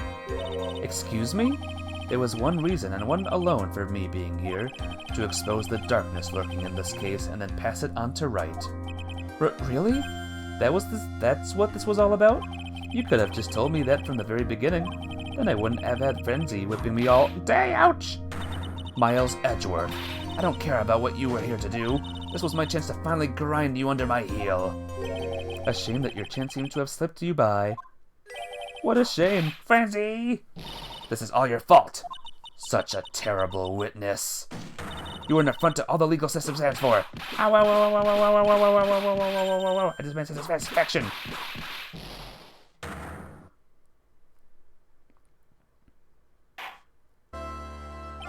I cannot believe that the witness's testimony relates to an actual event. However, there has to be some sort of answer for the questions it raises. Have his words here today been truth or lies? Next time we gather in this courtroom, those are the matters that shall be addressed. I am counting on thorough investigation by both the defense and the prosecution. And with this, the rest is up to you, Wright. Court is now adjourned. Whew. It's adorable how this is Von Karma and Edgeworth flirt. Yep. Love it. And now, back to the field. I'm still up at this hour, reading through the trial record of a certain case. It's the first case my mentor, Mia Fey, had ever handled in a court of law. The horrifying truth that I refuse to accept is holding me hostage, here within its pages. Dahlia Hawthorne. What I have read, I don't want to believe. What is written here? This isn't the Dahlia I knew. After falling into Eagle River, I was somehow miraculously saved. But I ended up catching a cold that seemed to knock me around the world and back. I feel dizzy, my ears are ringing, my throat burns, and my head is on fire. But I will recover. I have to recover by this afternoon. I have to meet with the most ill-tempered witness imaginable. But I know that he will be able to help me with him, somehow. Sadly, we're in control of Phoenix Wright once again. Right. Are you sure you're well enough to be doing this? You still look a little green in the face. Or maybe Viridian in artist speak. Actually, my fever has gone down quite a bit. How's your temperature now? Only 102.2 degrees. Nothing to worry about. Is that nothing to Is that nothing to worry about? Cough. Cough, cough, cough. Anyway, I read today's trial record. You weren't bad, Edgeworth. Pretty impressive despite the circumstances. We're not in the clear yet. The main point of contention tomorrow is going to be the murder weapon. Yeah. In the end, the Shito did not deliver the deadly blow, which means there must be another sword hiding out there that we don't know about. Another sword, huh? Don't you worry about a thing, pal. I'll dig up the murder weapon myself or I'll eat my coat. Thanks again, Edgeworth. I'll handle things from here. Heh, that is probably for the best. Actually, I was thinking about paying the old precinct a little visit. There's something I want to look into, and that is our client's background, naturally. You mean Iris, sir? I have the feeling that we've met before. All I want is confirmation, one way or the other, and since I probably won't be getting that from you, I'm sorry, Edgeworth. I bid you adieu, Wright. Take care. You had a 101 fever for a few months back, and was in pretty nasty pain. He shouldn't be moving. So Phoenix Wright is made of something else, I guess. I don't know what he's made of, but my gosh. Guess I should get moving too. Why? Do I need to be somewhere? Do you need to be? Yeah, I've got to get to work on this bridge, pal. I'm rigging something up so we can get across to the other side. Ack, that's right. Maya is still stuck over at the inner temple. But don't you worry, pal. As soon as it's all set, you'll be the first to know. Thank you, Gumshoe. Cough, cough. Cough, cough, cough. No problem, pal. Just try not to give me that cough of yours, okay? Alright, I'm off. Hang in there, Maya. We'll get you out, I promise. But in the meantime, I've got to continue collecting evidence. Alright. To evidence collecting we go. Is anything here? Looks like no one's here. Larry! Larisse! I was sure he'd be hiding here. Guess I'll try again later.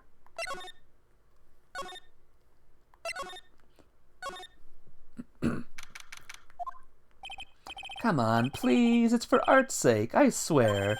There's only one guy I know who could be this persistent and high-strung. I'm talking about the heroine here. The heroine in my book. It'll make you famous. Ag! Enough. A fool's fool fools fools who foolishly accept the foolishness of a fool's fool. Wouldn't you agree, Phoenix Wright? Huh? Me? Wait a second. I know you. You're, ow! Your reflexes and mine need to shape up. My brain's frying like a sunny side up and you want to grill me over a name? Franzi, you can't do that. Even as we speak, Nick's on the brink of death, or so I'm told. Whip a dead horse. Isn't that one of your American sayings? No, it's not. And I'm not on the brink of anything. Come on, Nick. Tell her, would you? Tell her she needs to model for my new picture book, Frenzy's Whippity Whip Trip. Gah! Before you ask me to model, learn to give at least a semi-coherent testimony. And before that, you'll have to learn how to live a semi-coherent life, Larry. I don't care what anyone says, I'm telling the truth. I saw what I saw. She flew, I'm telling you. Whoosh, just like that dude with the red underwear. Don't think I'm gonna forgive you guys when you come crawling back to apologize. Off he goes. It's amazing how little has changed with you in the past year, Phoenix Wright. Have you been in Germany all this time? That's right. Extending my perfect win record. Naturally. Oh joy, sounds like she hasn't changed a bit. Has it really been a year since we first met? I am Franziska von Karma, the prodigy. I see. I gave up a promising career in Germany and came to this country for one sole reason. Revenge. Franziska was born and raised in Germany and became a prosecutor at the age of 13. Her father was the legendary prosecutor Manfred von Karma. He had a perfect win record for 40 long years, but now he is gone from this world. Yep, confirmation that Manfred von Karma is the dead. Don't tell me you still hold a grudge against me because of what happened to your father. Phoenix Wright, you will fall before me. This I promise. But it will be for my sake, not my father's. Are we clear? Yes, Crystal. In truth, I was shocked. I came back to America with the intention of defeating you. Instead, it was my little brother who was leading the defense. Edgeworth. Come to think of it, Edgeworth was pulled into being a prosecutor by Manfred von Karma as well. Miles Edgeworth told me something very interesting, you know. He said that this case has a special significance to you, because it does. And that's precisely why I am here. Your personal involvement will make crushing you into teensy-weensy pieces all the better. It's probably the fever, but she's so openly hostile that it's almost kinda cute. Ow! No smirking. No whipping the sick. That foolish fool, doing such a foolish favor for such a foolishly foolish fool. Edgeworth, make no mistake, Phoenix Wright. I came here for one thing and one thing only, to pulverize you. It's not like I thought you were here to bring me some Cold Killer X, you know. I went over the whole case file on the flight over. You read the whole thing? Yes, every last word and every last sentence of every last paragraph.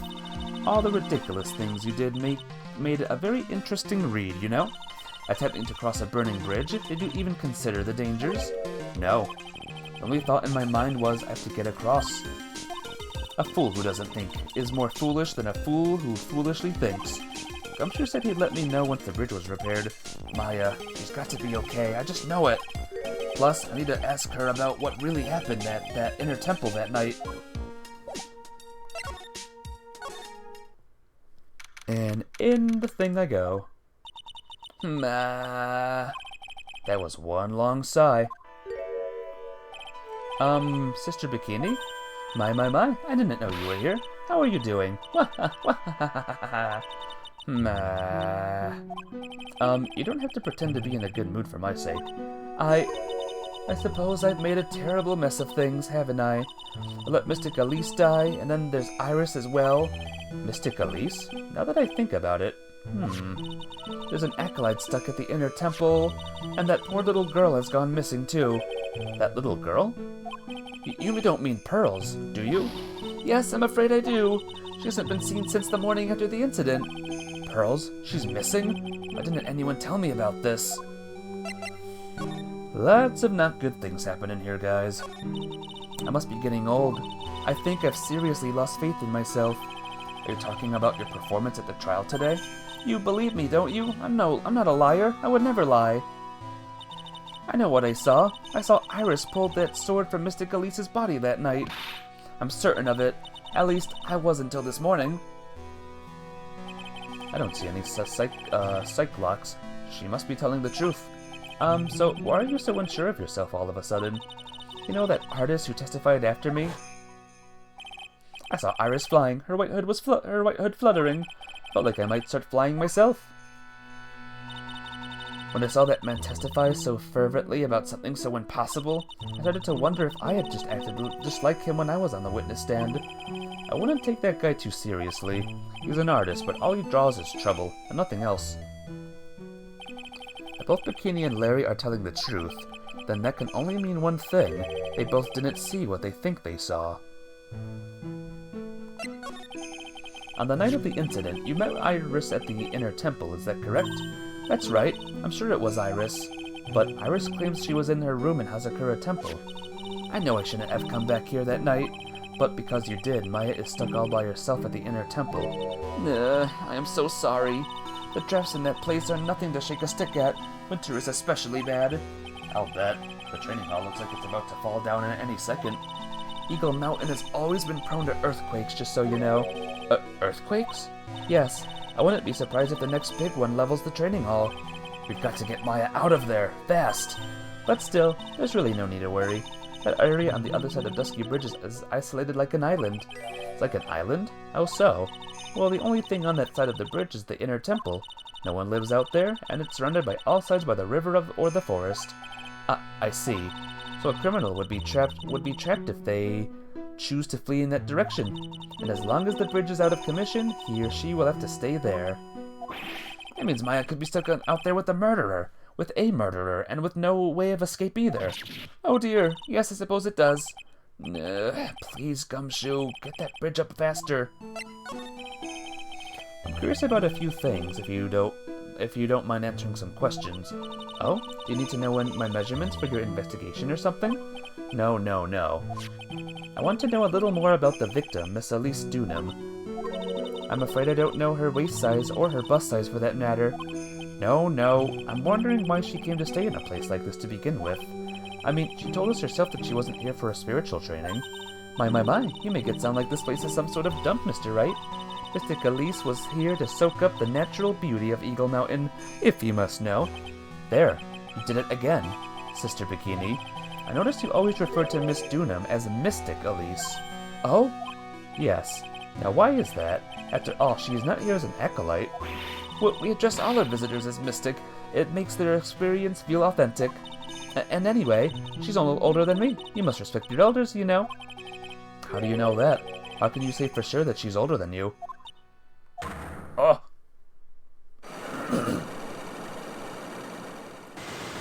Oh, God.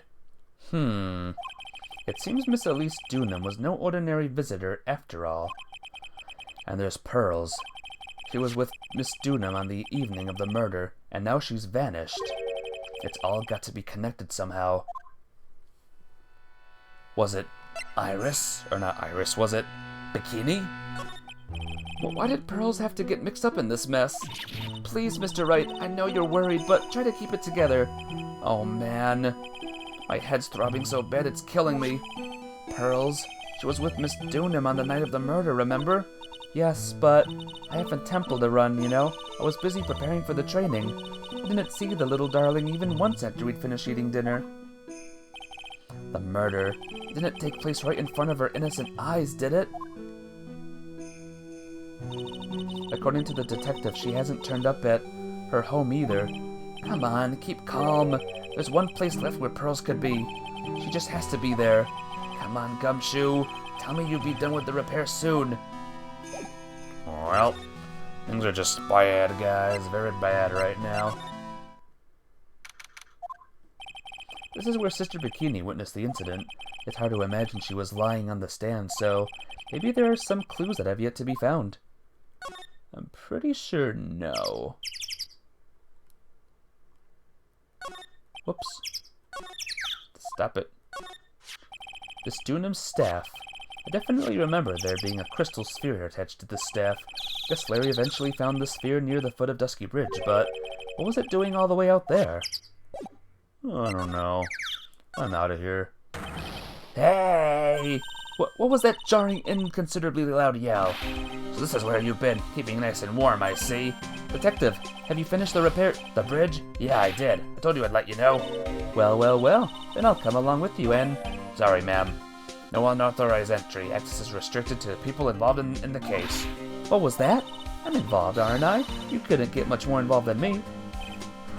Well, yeah, but that's not what I said. Ah! It's been a while, Scruffy. It's Miss Von Karma! Sister, please leave the investigation to me. My. Well, you certainly seem to have everything under control. I am on your side. I won't do anything you don't want me to, as you work to pin the guilt on Iris. What are you daydreaming about, Phoenix Wright? Ow, that hurts, you know. Silence. I, Franziska Von Karma, will personally guide you through your investigation, so you will follow me. She's not seriously going to follow me around, is she? Well, we have a person following us now. Yep, that is a complete bridge, alright. So let's see what's over at the inner temple. Things have certainly become a lot more hectic than before. They must have commenced with the investigation. Oh, Mr. Nick! That voice. Pearls! Mr. Nick! Mr. Nick! Who would trade their Von Karma for my kingdom? Good question. Very good question. So you were here ever since that night. I was so lonely, I thought I was going to die. When I woke up in the morning and saw that dusky bridge was gone, I realized I was all alone. She was all alone? Must have been very trying for you, little girl. I am Franziska Von Karma, the prodigy. There's no need to worry now that I'm here. You're the prosecutor who was so mean to Mystic Maya last year. Well, I don't like you. You're nothing but a little girl without your whip. Mystic Maya didn't do anything wrong, but you were so mean. I'll never forgive you. Looks like Pearls' words are getting under her skin. Yow! Why are you whipping me? I didn't even say anything. You didn't have to. The smile on your lips gave you away. Anyway, Pearls, weren't you with Maya? I'm sorry. It's all my fault. Huh? What are you talking about, Pearls? Wah, Mystic Maya! Hey, wait, Pearls. She just ran off. Ow! That was cruel, Phoenix Wright. To make a little girl cry like that is inexcusable. What was that all about? Pearls is acting like that? It's giving me the creeps. I guess I'd better take another look around since I finally got a chance. Especially since something about this place seems different from 2 days ago. She looks older. Who does? Pearls or Franziska? There's a weird smell coming from that incinerator. The door is also open, almost like it's begging me to look inside. Well, let's see what stunning clue is concealed in here, shall we? Pearlie is about a year older. Yeah, this game takes place a year after the last game. Huh? It's empty. How naive of you, Phoenix Wright. But it's a bit strange, don't you think? Franziska Von Karma. I seem to remember... There was snow on this incinerator the first time I saw it. In other words, someone's been using it to burn something recently. Listen, Phoenix Wright, it's important to call people by their full name. I was only copying you. Huh. Probably nothing then. Slide. There's a little gate that leads into the garden. It says no entry on the sign, though. Come now, Phoenix Wright. What are you doing? Let's go in. It's half open anyway. What harm could come of it? But it says no entry. Don't you Americans enjoy doing whatever you like and then simply say, whatever? That's got nothing to do with anything. And who told you that? Well, I guess in we go.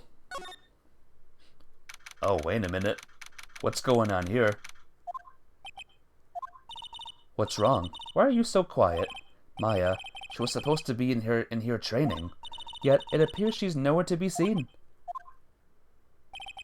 What's that? That strange lock. It wasn't there 2 days ago. This whole room is giving off some strange vibes. What is this now? This door. When I was here 2 days ago, that weird lock wasn't on it. Those chains, it's almost as if they're guarding something inside that cavern. I've never seen a lock quite like this before. I have. I've seen locks and chains just like this before. They look just like the ones that guard a person's secrets during a psych lock. I wonder if this lock is guarding something too. Dark secrets in a dark cavern. What is this? What do you think this yellowish poster is, Phoenix Wright? It's a scroll, not a poster. It's a picture of a woman who's actually... A woman? I don't see any woman here. There's a different atmosphere in this room since the last time I was here. No, not a different atmosphere, it's a different smell. It's gravy. What's the matter? The scroll, it's been completely covered in gravy. Ah, yes, there is a very appetizing smell in the air, but gravy is a type of sauce. So when you run out of paint, you Americans use gravy as a substitute, I see? No, no one does that. For starters, it stinks. This must be the gravy that we had with the roast on the night of the incident. But why would anyone do this? Why this scroll? That scroll is screwed up, and there's on the incense burner. What took you so long? I thought even you'd manage to get here faster than this. Mr. Trite. Prosecutor Godot? I didn't know you were here. Prosecutor? How come you didn't show up at the trial today? Ha. I could ask you the same question. Huh? But I had a cold, so I had something slightly more important than a common cold to deal with. The importance of which is something you will have no hope of ever understanding. Enough. I believe I have the measure of you. You are the very worst kind of prosecutor. What could be more important than a trial? Who's the wild mare, Trite? This is Miss Von Karma. She was the acting prosecutor in your absence today. Ha. Well, I guess I owe you one then. But you can go home now, Princess. Time for the big boys to take the reins. Just who do you think you are? This case is my... Hey, Philly, know your role and shut your mouth. I can't stand women like you. I'm only going to say this once, Lady Von Whippingberg. Go home. Phoenix Wright? What are you hitting me for? Ha. You deserve more cracks of that whip than that, Trite. What? You still don't get it, do you? You don't realize that you've set something in motion that you'll never be able to undo. There's something different about Godot today. I'm getting such a strong sense of something from behind that mask of his. Is it anger? Or is it sorrow? You had some important business and that's why you weren't in court, huh? So what was it? I've told you once before, but perhaps you don't remember. I've returned from the depths of hell to do battle with you. You see, Trite, I have experienced something most have not. Death. You died? Of course. Being extradited from hell is a tedious affair. The meticulous regeneration and adjustment of all your internal organs is, well, let's just say modern medicine allows us all to live to a ripe old age. Even someone like me. So, you mean that mask you wear is this ugly device? I promise it's not a fashion statement, my unenlightened friend.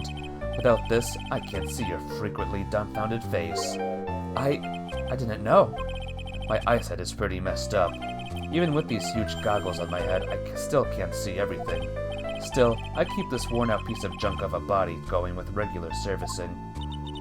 I'm sorry, but you say you experienced death. How is that possible? What happened? Why don't you ask him? Huh? Me? Yeah, Trite. You. You should know all about it.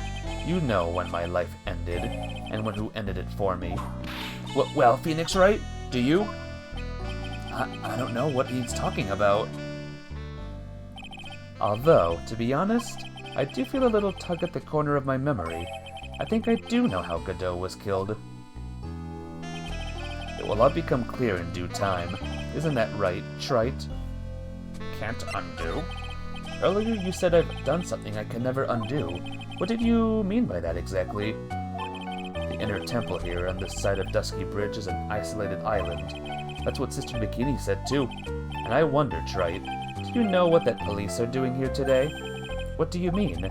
They're searching for any trace of an acolyte who went missing. But missing? As leader of the search party, I can tell you this with absolute certainty. Maya Fey is not on this side of Dusky Bridge. Huh? But that's impossible. She came here that night and... I won't say it again. The chances of her being here are nil. Excluding, of course, one very unique place. One? Where is that? The Sacred Cavern, the entrance of which we are standing at right now. This is the only place that the search party has yet to explore, so they haven't searched that cavern yet, huh? Be aware, though, that the temperature inside frequently falls below freezing. Even if she were in there, the chances of her being found alive are slim at best. No! Which means, Trey, that you sent Maya Fey to her death. You fool! If that's the situation, why aren't you in there with the search party right now? You must have blinders on, my Esquarian angel. Don't you see the big lock on and chains? It's a trick lock. I'm making preparations to open it as we speak. Well, Trey, once again, a woman dies because of you. Once again? What are you talking about? Don't tell me you've forgotten. It was only 2 years ago, after all, when the last unfortunate woman died because of you. Because of me? And do you know who that was? It was Maya Fey's sister. That's right, Mia Fey. But Mia? You killed her. No, that's not how it was. It was 2 years ago. Mia Fey was pursuing someone, a man. But she bit off more than she can chew. She made a very dangerous enemy. Yeah, that's one case I'll never forget. But I got that guy, personally. Sure, Miss Fey's murderer was caught, but that won't bring her back.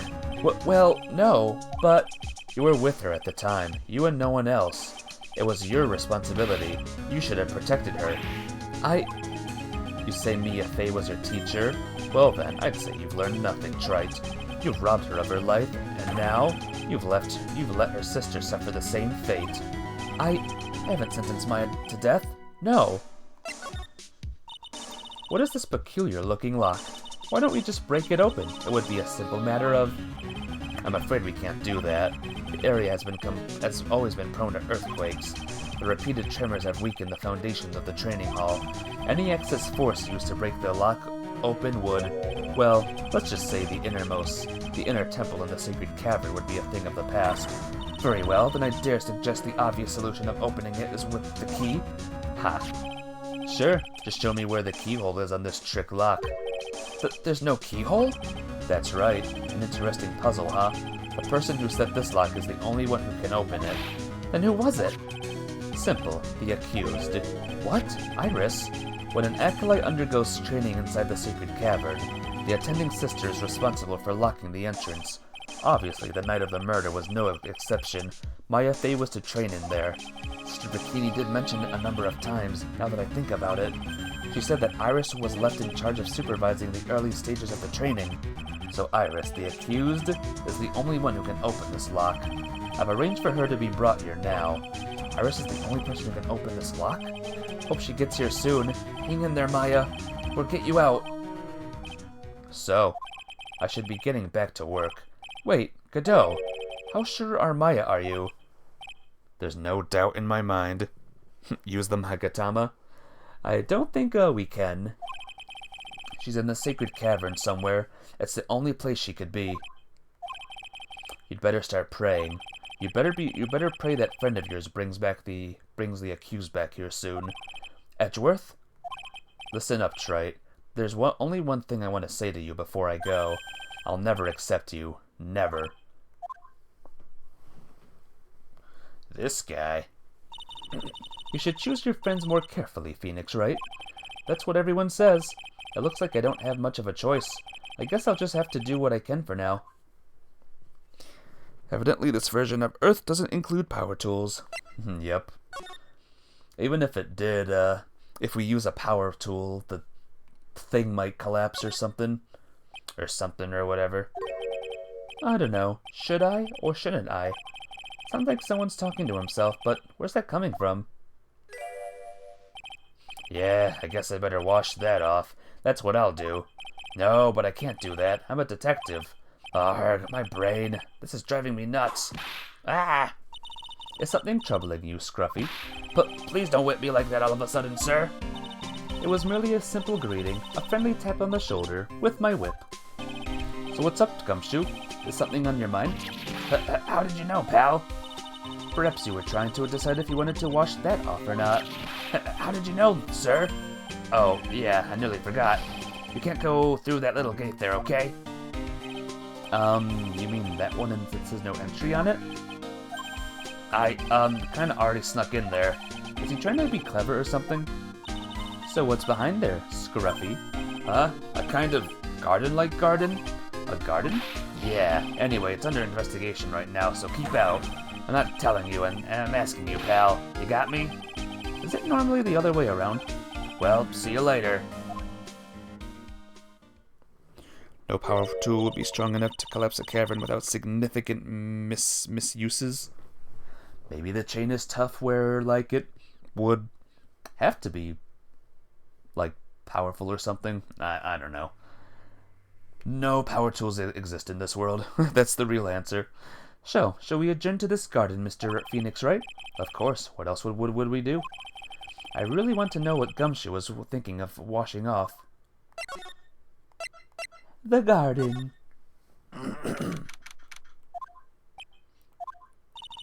There's a strange feeling in the air. I wonder what it is. Strange feeling? Forget about that. What's that strange writing on the stone lantern? Ah! What are you doing here, sir? I thought I said you can't come in here. Don't you know, Scruffy, Avant Karma will always show up wherever there is a clue. And there are plenty of clues to be found here. But... So how's the Inner Temple investigation going? We have the best forensic team in the world working the place. Forensic team? And what was the outcome of the scientific study? Nothing. Scientifically speaking, the place is as clean as a whistle. That's simply not good enough, Scruffy. Do you think I'll let you get away with that? Uh-oh. Well, there was a couple of things that bothered me when I first got here, sir. That stone lantern and the surrounding area that's not covered in snow, correct? It looked kind of fishy to me, you know, scientifically speaking. So I got the lab boys to look them over. The results were... it's kind of hard to say, actually.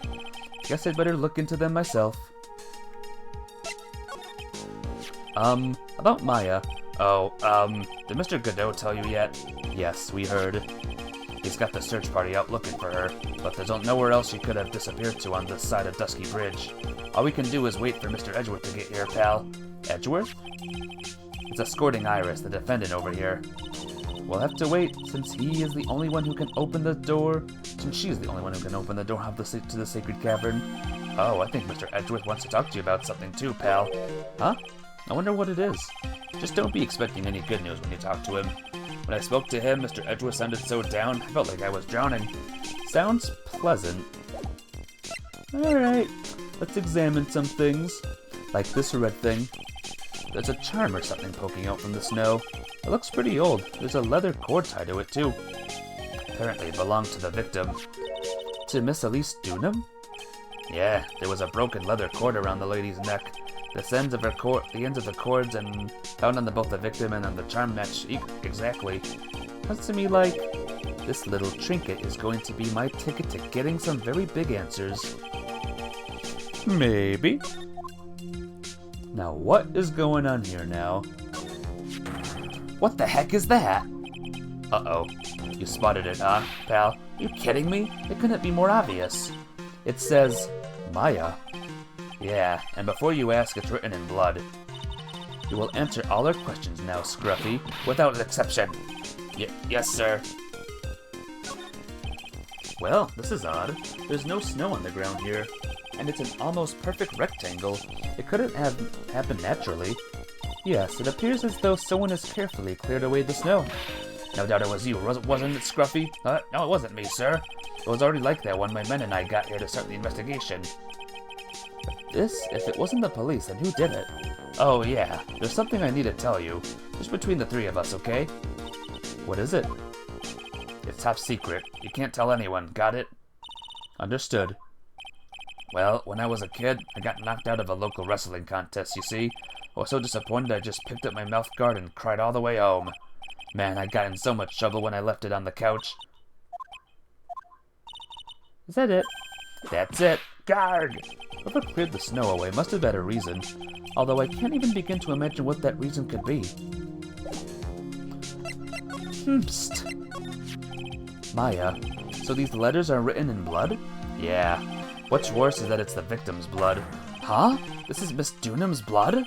We haven't done a detailed analysis yet, but it's looking that way, pal. Most interesting. Phoenix Wright, I presume you know, don't you?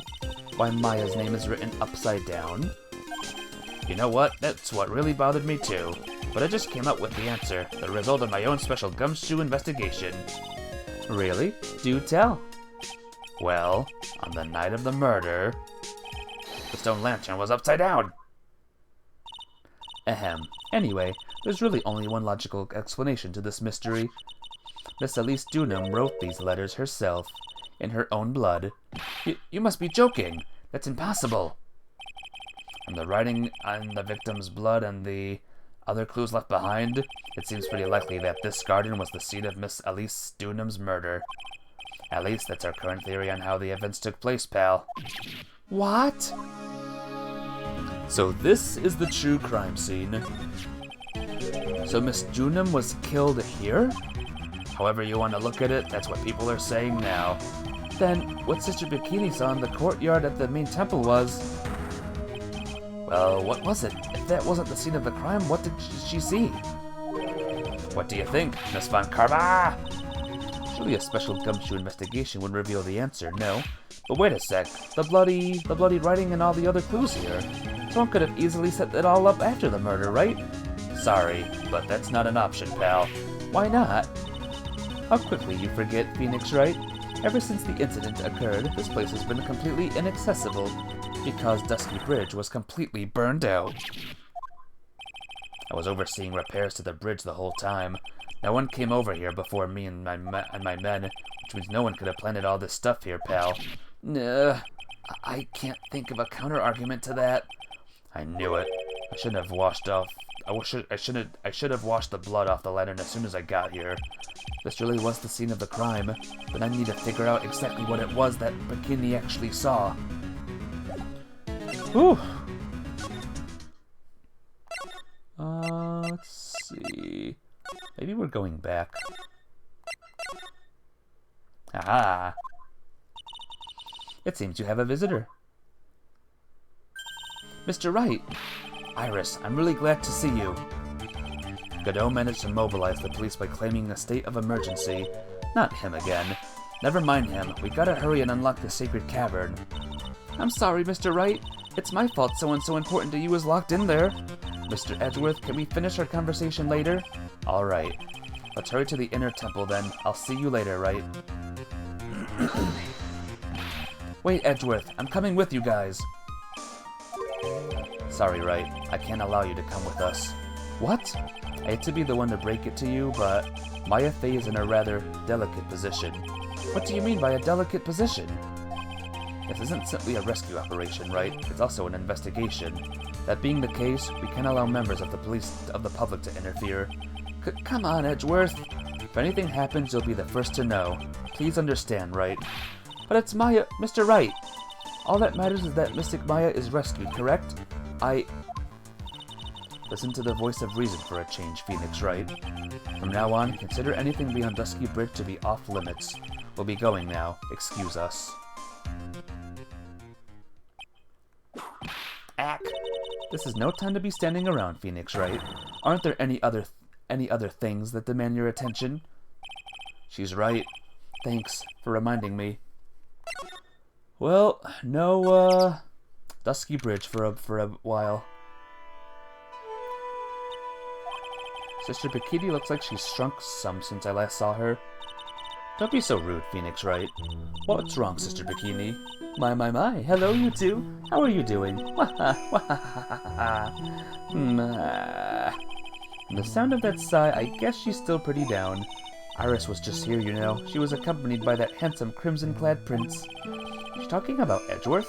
It was just a courtesy call. I wasn't allowed to talk with her at all. Oh dear, it's all my fault that this has happened. Poor Iris. She was worried about my back, would you believe? What have I done to her?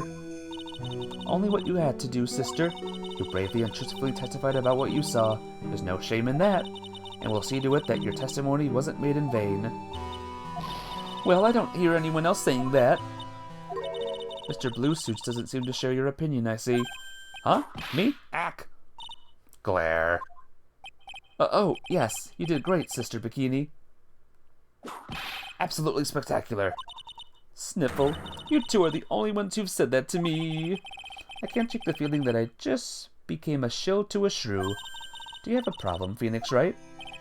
Sure, she was brave to testify so truthfully like that, but I know she's still hiding something. It's time to break those psyche locks of hers. Is there anything here, first of all? Nope. Alright. It's psyche lock breaking time. And, yeah, there's 5 of them, so let's do it. Here we go.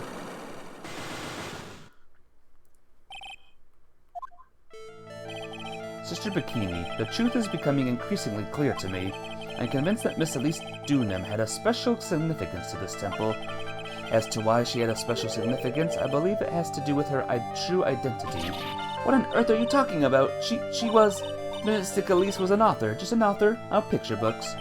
To be honest, I had my suspicions almost immediately after I met her. So, suspicions? Yes, but I didn't have any evidence to support my theory, though. But now I do. This piece of evidence proves Miss Dunham's true identity.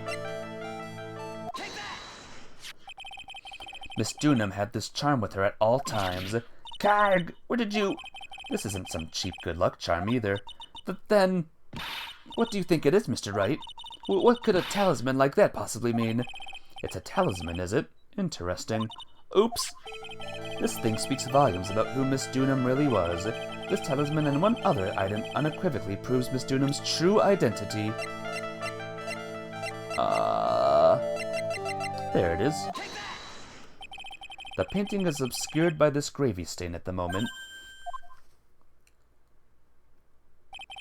But this scroll shows the master of the Karain channeling technique. The crest at the top is a sign of that honorable title. The very same crest that adorns the talisman the victim carries with her. Ah! This crest is reserved for the master of Karain. Who on earth told you that nonsense? I've got no idea what you're talking about. The new master, Maya Fey, told me. What? You mean that acolyte is Misty Fey's daughter? Yes. Are you sure? Yes. In fact, since her eldest daughter passed away, Maya is Misty Fey's sole successor. Mystic Misty! Wow. Well, that was lucky. Elise Dunham. Mystic Elise graced us with her presence about a week ago. When she showed me the talisman with that mark on it, well, I nearly fainted. No one had seen her since she disappeared 17 years ago, after all. What is the significance of this talisman, sister?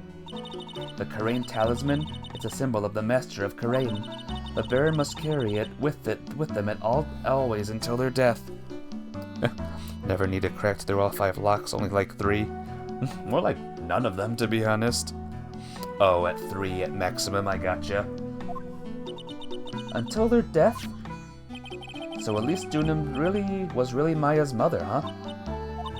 She was Misty Fey, the master of the Karain channeling technique. The truth comes out at last. Looks like we're making some headway here. Tell me, sister, after 17 years, why did she choose to show herself now? Because something happened that called her out of hiding. What happened? Well... Uh-oh. What's happening? It can't be. Earthquake! Arrgh! Oh my goodness, the inner temple! This kind of tremor might... The inner temple? The sacred cavern is in the training hall. It might very well cave in. What? Maya!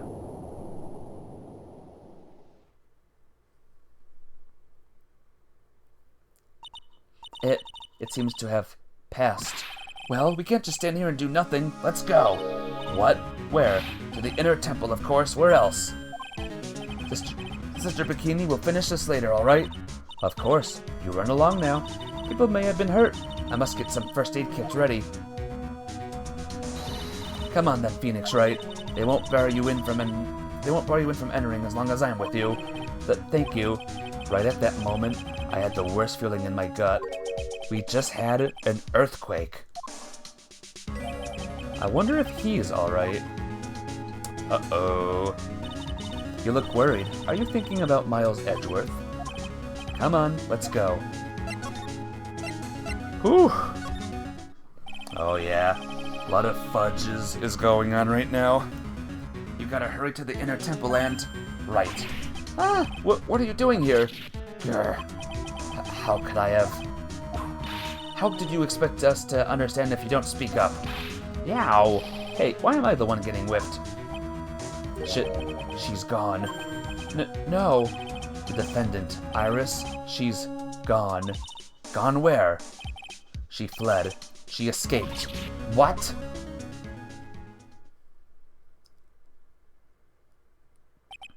So, it was just now, during the...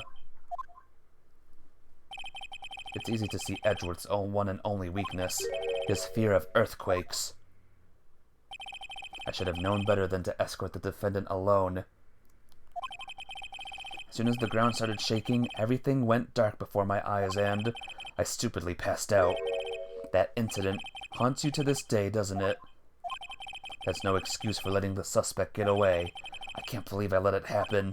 Right, the inner temple area is a dead end, so she could have only escaped to this side. We haven't seen her. Then we need to get a manhunt underway now and search Eagle Mountain from top to bottom. Wait, Edgeworth, have you thoroughly checked the inner temple yet? Don't be ridiculous. Why would I? The inner temple is like an island. There's no way to escape but to cross... No, that's not it. Iris isn't the type of person to run away, Edgeworth. What are you talking about? Sister Bikini mentioned something when we were with her. She said that the sacred cavern might have caved in because of the quake. Then, you think Iris might have gone to the inner temple to check on the situation? Listen, Edgeworth. I'm sure she's at the inner temple. A manhunt is not necessary. Right. Let's not waste any more time. We need to get to the training hall sacred cavern now. Alright, let's go. Whew! Fortunately, the sacred cavern hadn't caved in. But what we found was something none of us could have ever expected. What?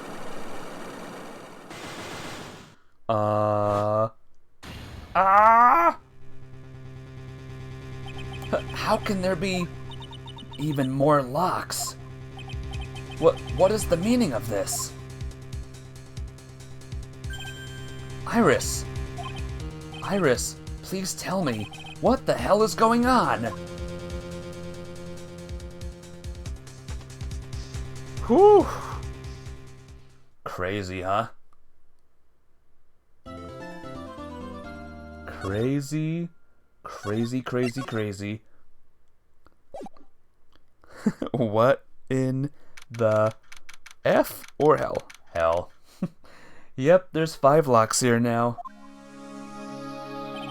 Right. Is this what Godot was talking about? Yeah, the trick locks. Now then, Iris, please remove these at once. Mr. Edgeworth? I'm afraid I can't. It is not possible for me. What?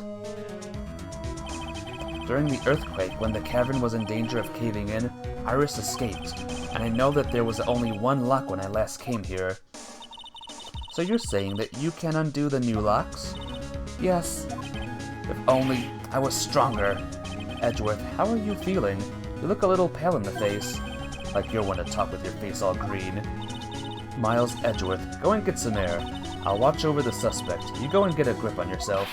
Don't be ridiculous. I'm perfectly fit. There's no telling what sort of mistakes you can make in your current state. Go and get some rest. That's your only concern now, Miles Edgeworth. Understood. I'll handle the investigation in the garden. You take care of things here. Edgeworth. He's got so much pride that he's probably off crying in a corner of the garden.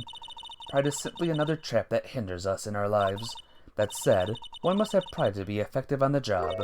At any rate, it seems that this is where we part ways, Phoenix Wright. I'm going to stay here and see if I can't help solve these bothersome puzzles. I see. Well, thanks for your help. Now then, do you mind if I ask you a few things, Iris? No, not at all. Alright, what's going on here, Iris? Why did you make a run for it, Iris? I'm sorry. I heard the inner temple had been severely shaken by the strong earthquake we had. I was so worried, I just had to come and see. In other words, you didn't run away to escape the law. At least we're clear on that. I can't tell you how relieved I was when I saw the sacred cavern was alright, but what? Then I saw these chains here.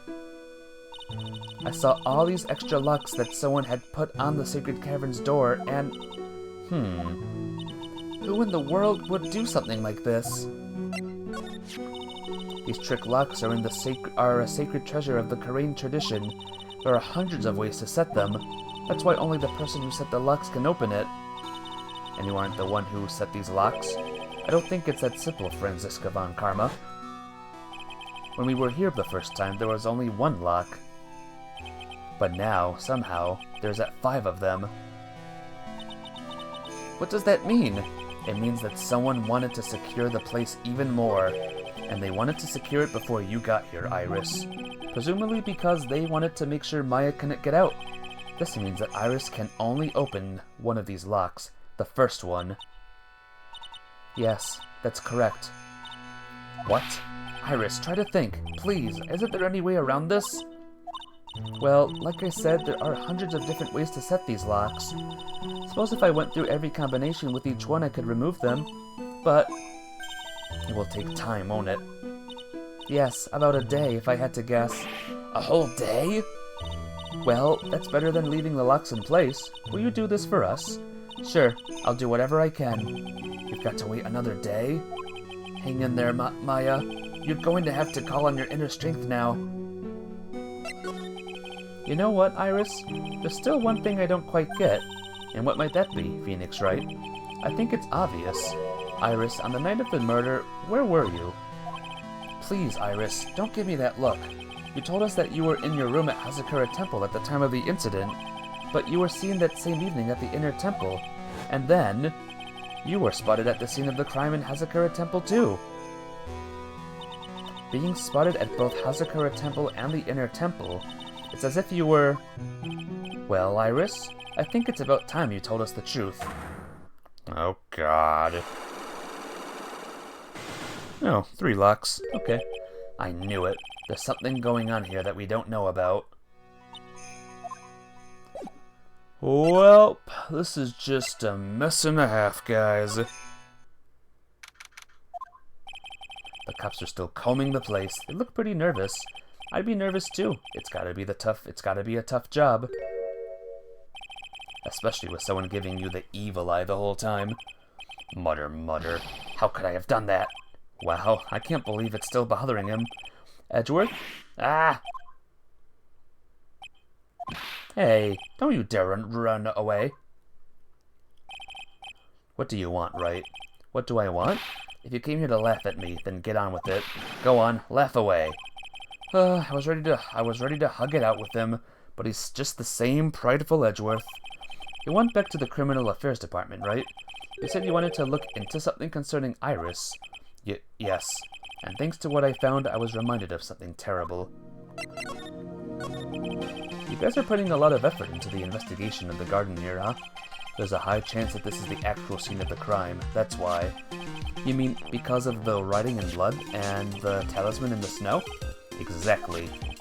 As you know, those things could have been planted here after the murder, but surely you don't suspect Maya, do you? We have to treat everyone as a suspect, Maya as well as Iris. It's our job, right? So I guess you still haven't gotten over your fear of earthquakes? No, though thankfully my nightmares have stopped. But still, if the ground gives even the slightest tremor, I find myself short of breath. 17 years ago, when we were little school kids at the same elementary school, Edgeworth found himself in the middle of a murder. It all started with that big quake that hit the courthouse.